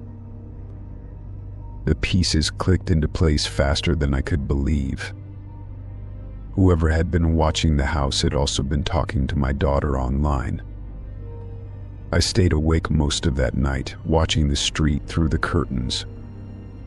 Just after midnight, the car pulled up again. This time I called 911. The dispatcher took the information seriously. A patrol car arrived within minutes and approached the vehicle. I watched from behind the blinds, my heart pounding in my chest. The officers shone a light into the car and then opened the door. They pulled a man out, maybe in his 40s, thin and pale, with messy hair and nervous eyes. He did not resist. They put him in cuffs and searched the vehicle.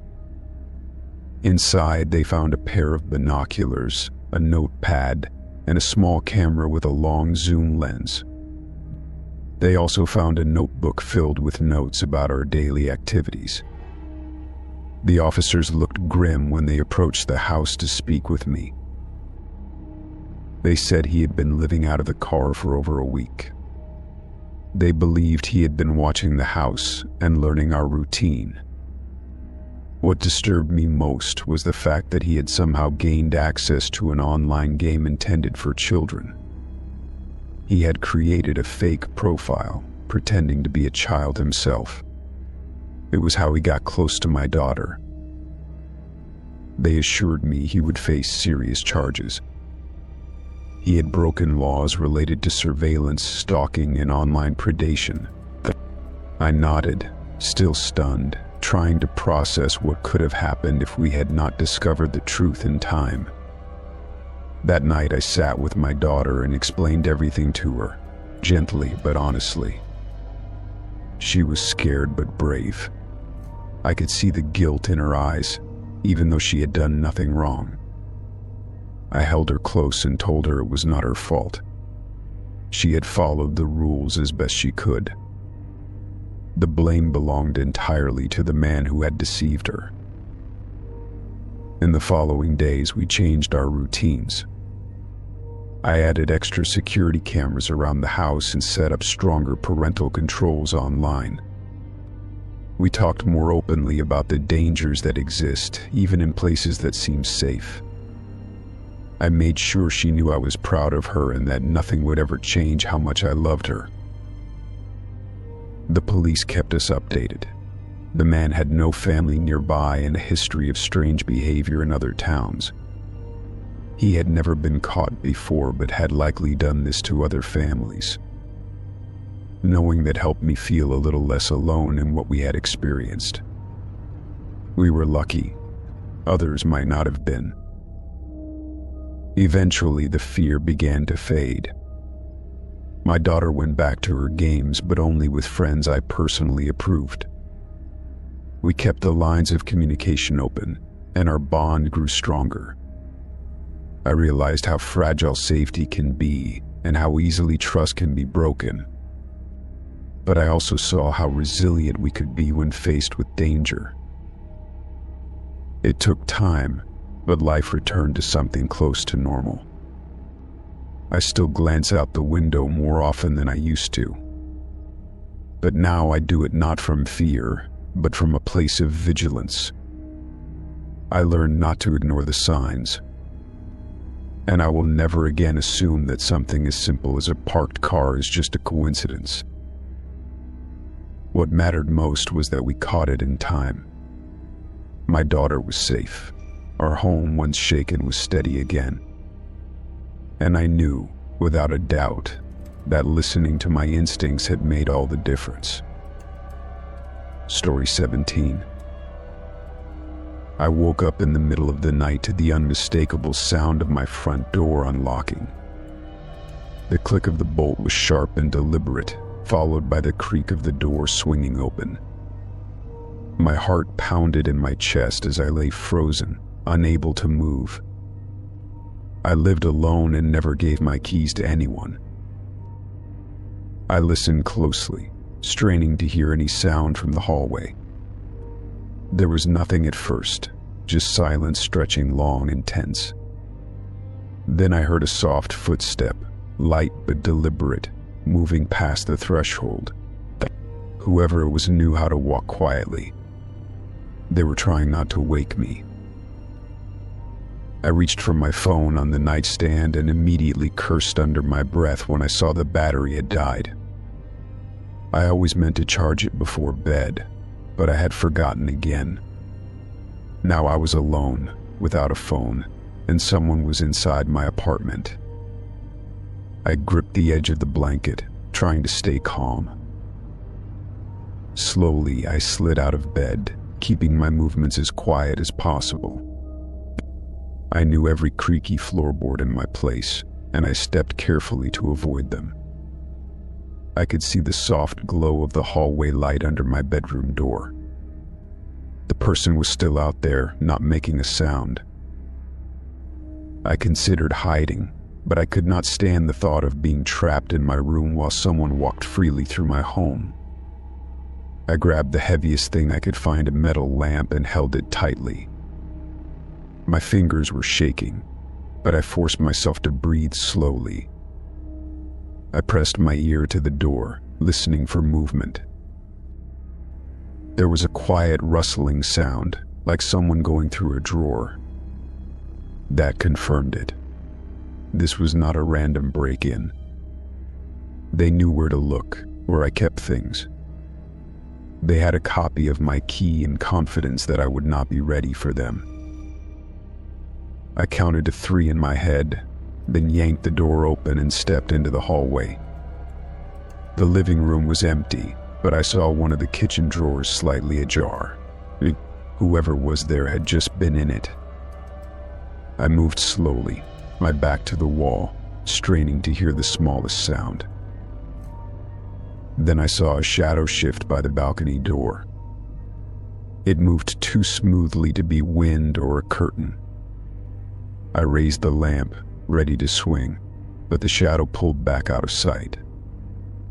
I lunged forward, flipping on the light, but by the time I got there, the door was wide open and the intruder was gone. I locked the door immediately, double-checking the bolt, and then collapsed onto the floor. My breathing was ragged, my hands trembling. I wanted to cry, but instead I focused on every detail I could remember. The height of the shadow, the sound of the footsteps, the drawer they had opened. Once I was sure they were gone, I searched the entire apartment. Nothing appeared to be stolen. The only things touched were drawers in my desk and a folder where I kept personal documents. It felt like someone was looking for something specific. That was more frightening than theft. I did not sleep the rest of the night. As soon as the sun rose, I went to the hardware store and replaced the locks. I added a second deadbolt and a chain. I also bought a door stopper and a small security camera that connected to my computer. But I needed to be prepared if it happened again. At work, I tried to act normal, but I was distracted all day. I replayed the night over and over in my head. Why would someone go through that much effort to get into my apartment? I had no enemies. I lived a quiet life. Nothing about me should have made me a target. Later that evening, I sat on the couch, staring at the footage from the new camera. It had nothing useful yet, just clips of me moving around. I checked the footage from earlier in the day and realized something that made my stomach drop. Someone had walked past my door 3 times during the afternoon, each time slowing to a stop before moving on. They knew I was watching now. That made me even more nervous. I started locking the door even when I was inside. I placed makeshift alarms, like stacked pans, by the window. Every night became a test of nerves. I barely slept, jumping at every creak and pop the apartment made. A week passed, and nothing happened. No break-ins, no strange noises, no shadowy figures. I started to think maybe I had scared them off. Maybe the new locks and visible camera were enough. But that relief did not last long. One night, I came home to find a small object sitting on my kitchen counter.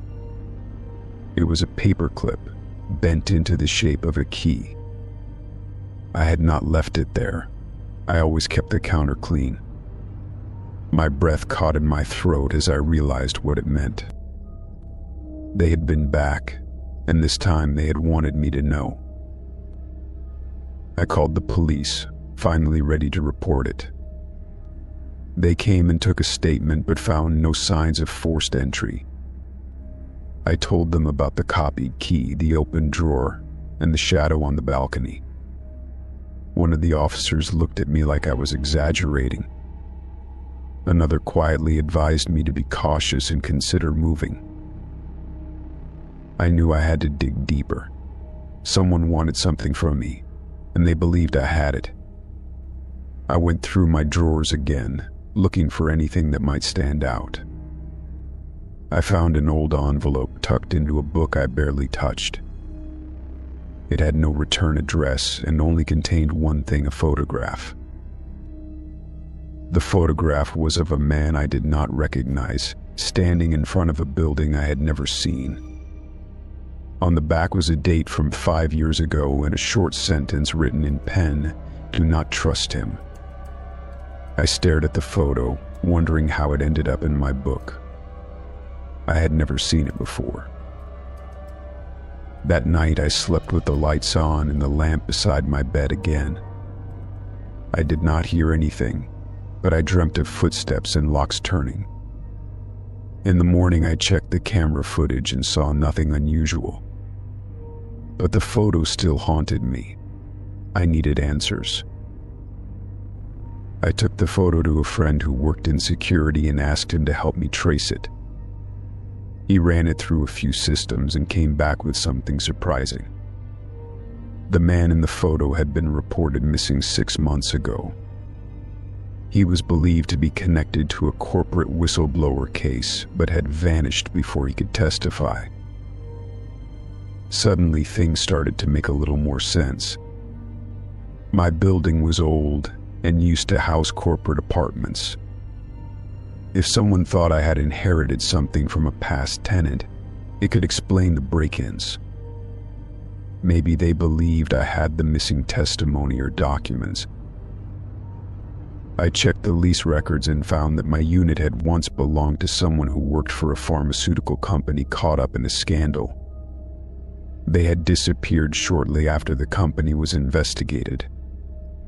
It was all circumstantial, but enough to make me believe that whatever was being searched for, it was tied to the past. I wrote an anonymous tip to a journalist who had covered the case. I included a copy of the photo and the details about my apartment.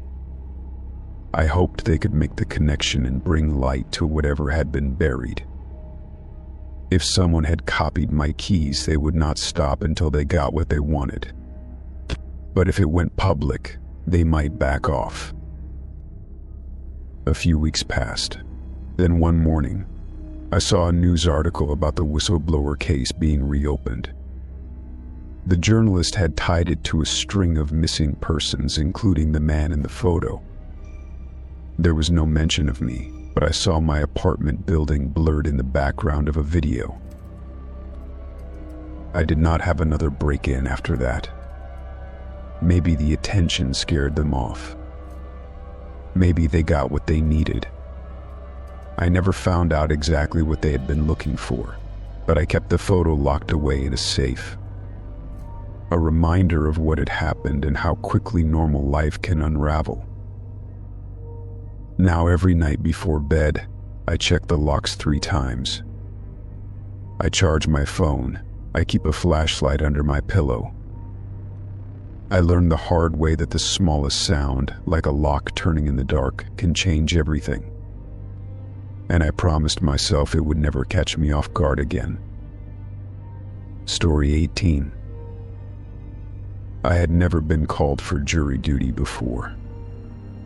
When the letter arrived, I almost dismissed it as a routine inconvenience. I did not expect to be chosen, and I certainly did not expect to be selected for a murder trial. The case involved a man accused of stabbing his business partner during an argument. It was serious, grim, and nothing like what I had imagined jury service would be. From the first day, the courtroom felt heavy with tension. The defendant sat with a blank expression, barely reacting to anything. The prosecution laid out its evidence clearly, showing photos, text messages, and witness testimony. The defense argued self-defense, claiming the victim had attacked first. But the facts painted a different picture. We spent 2 weeks hearing every detail. The testimonies were chilling. A neighbor described the screams she heard through the wall. A medical examiner explained how the wounds told a story of rage, not panic. By the end, the jury had little doubt about what had happened. During deliberation, we reviewed every piece of evidence. I took my role seriously. So did most of the others. It was not a decision to make lightly. Sending someone to prison, possibly for life, weighs on a person. After 8 hours of discussion, we reached a unanimous verdict. Guilty. The defendant did not react. He stared straight ahead, hands folded on the table, eyes locked on nothing. I felt a knot form in my stomach as we left the courtroom. I told myself it was justice, and that I had done the right thing. For a few weeks after the trial, I thought about it often. Then life went on. Work, errands, family visits, everything returned to normal. The trial became just a memory. I never expected to hear anything more about it. The first sign that something was wrong came in the form of a letter. It was in my mailbox, no return address, just my name written neatly across the front.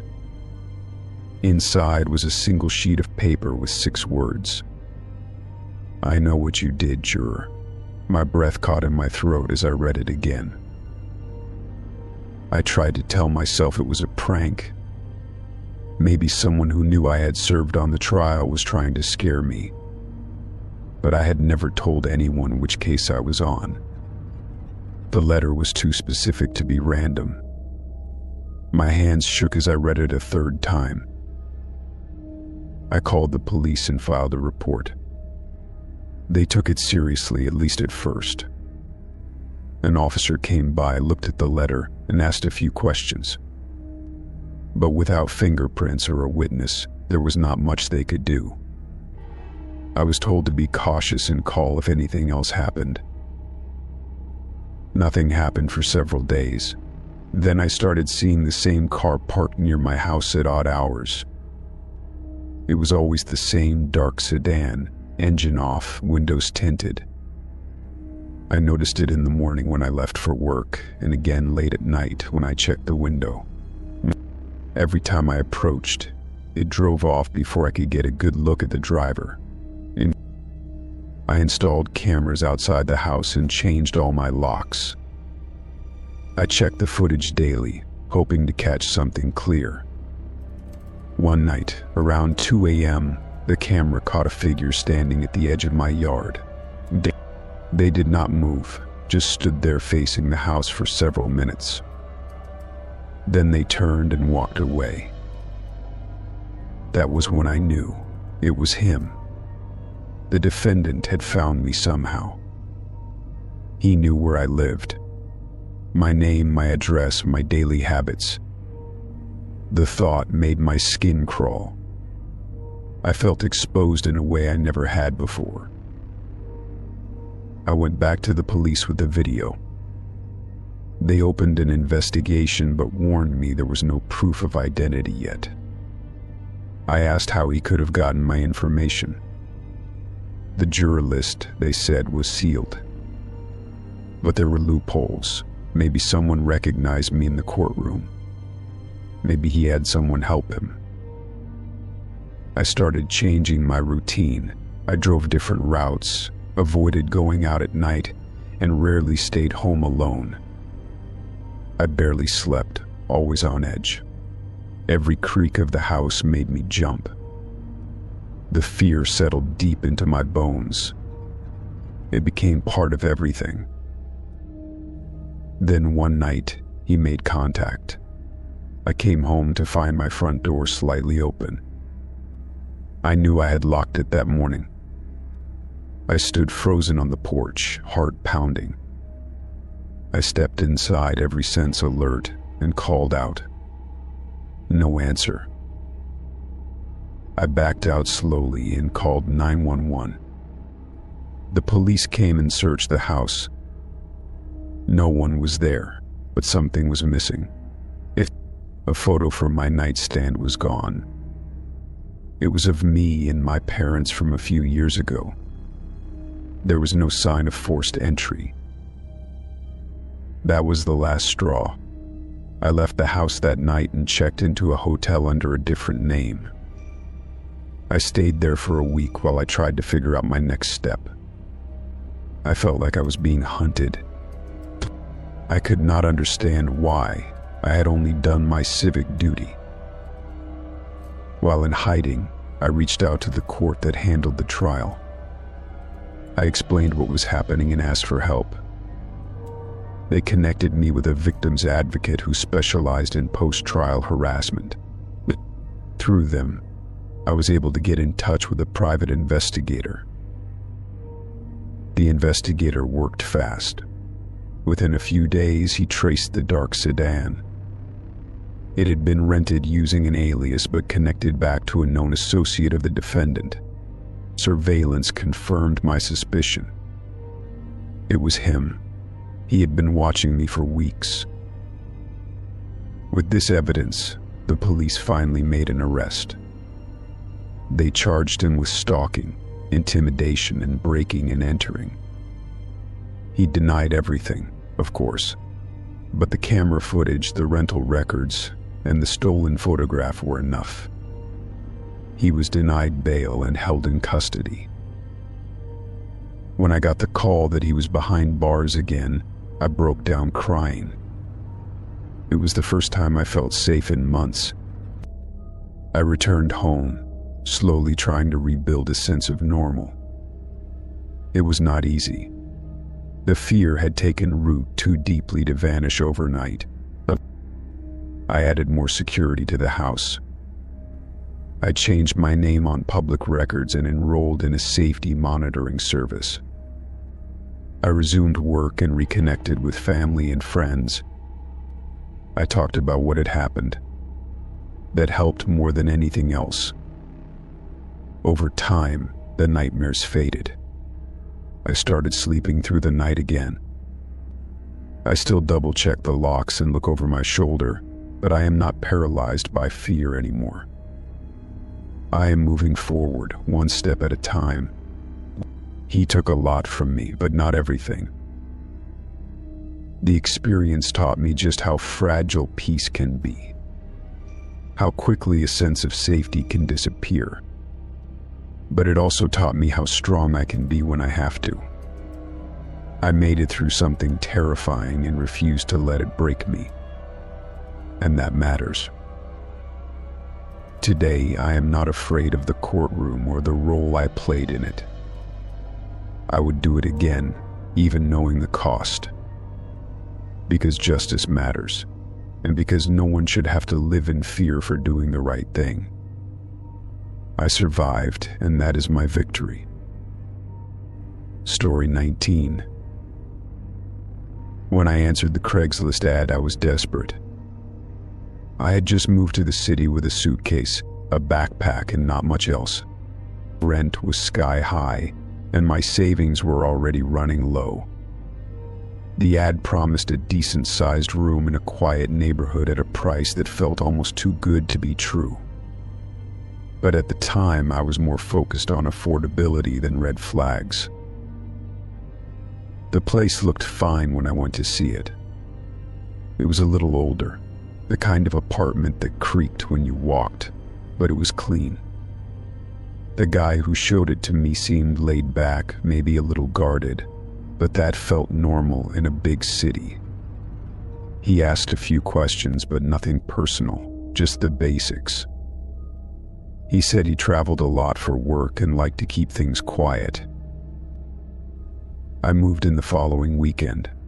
He helped me carry my boxes, offered me a beer afterward, and then retreated to his room. We did not talk much after that, which suited me just fine.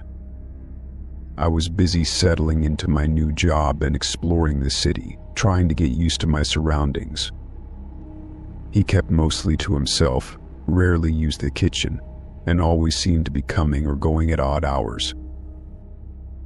He told me once that he worked in logistics, something vague with shipping routes. I did not question it. He always had packages delivered, though he never let me sign for them. He would rush home if he missed a delivery, even leave work early. At the time, I figured he was dealing with expensive equipment or something sensitive. We barely spoke, but he was always polite. He paid his half of the rent in cash, handed it to me folded neatly in an envelope. There were no loud parties, no visitors, no strange noises. Honestly, he was a better roommate than most. But the apartment never felt lived in, like it was a temporary stop rather than a home. It was small things at first. I noticed he never got any junk mail. There were no photos on his bedroom wall, no personal touches.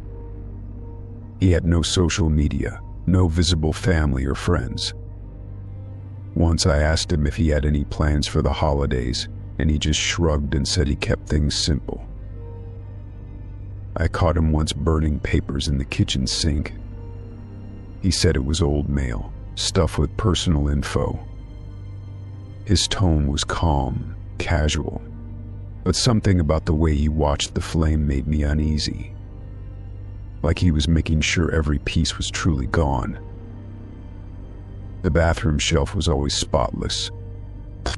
No toothbrush, no razor, no cologne. It was like he wiped it clean every time he used it. I tried not to think too much about it, but the questions started to pile up. I told myself it was not my business, that some people were just private. Then one night, I woke up around 2 a.m. and heard him on the phone. His voice was low but tense. He was pacing in the living room, just outside my door. I could not make out all the words, but I heard the phrase "they almost found me," and the name of a city I had never heard him mention before. The next morning he was gone. I mean, completely gone.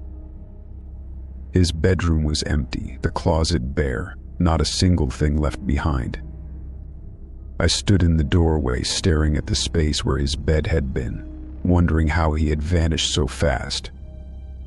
My heart pounded in a way I could not explain.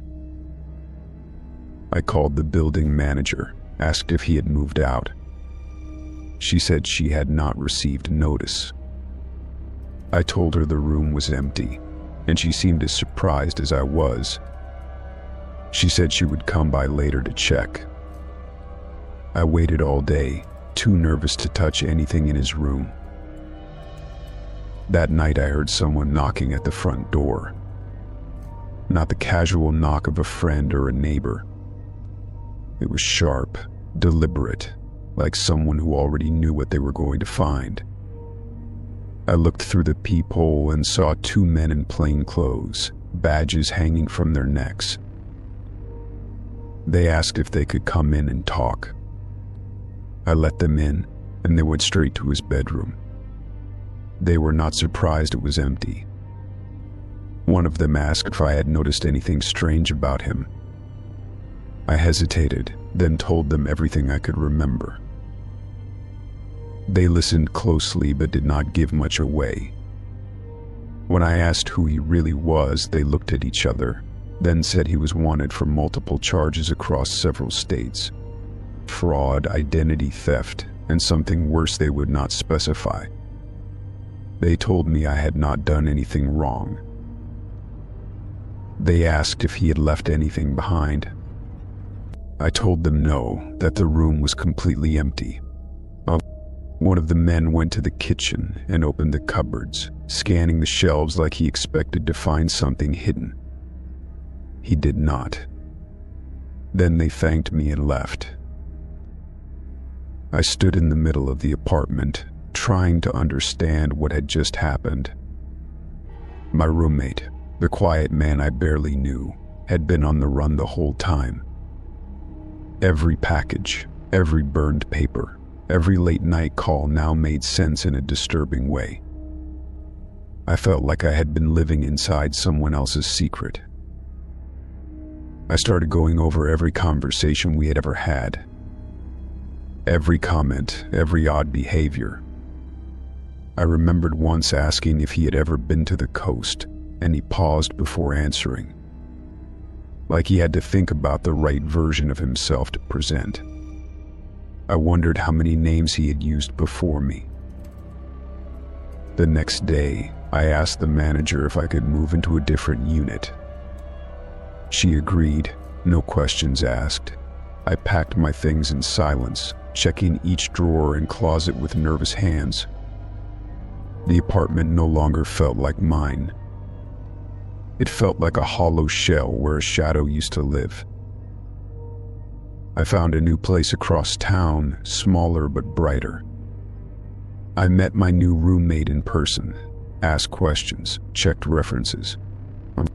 I took fewer things for granted. Every knock at the door still made my heart jump for a while. But slowly, the fear began to fade. I started to feel safe again, little by little. I stopped looking over my shoulder in grocery stores, stopped worrying when the mail was late. It took time, but I got there. The city no longer felt like a maze. It began to feel like home. Sometimes I think about him, the way he moved through life like smoke. No roots, no ties, always a step ahead. I wonder if he is still running, still changing faces and names. Or if one day someone else answered an ad and became his next unknowing roommate. But that story is not mine to tell. Mine is the one where I got away, where I learned to trust my instincts and not ignore the uneasy feeling in my gut. I made it out before anything happened. And now I know how to see the signs I missed before. Moving forward, I do not take safety for granted. I ask more questions, keep my space guarded, and pay attention to the people around me. But I am not afraid anymore, because I know now that I can survive the worst kind of surprise and still find a way to begin again. Story 20.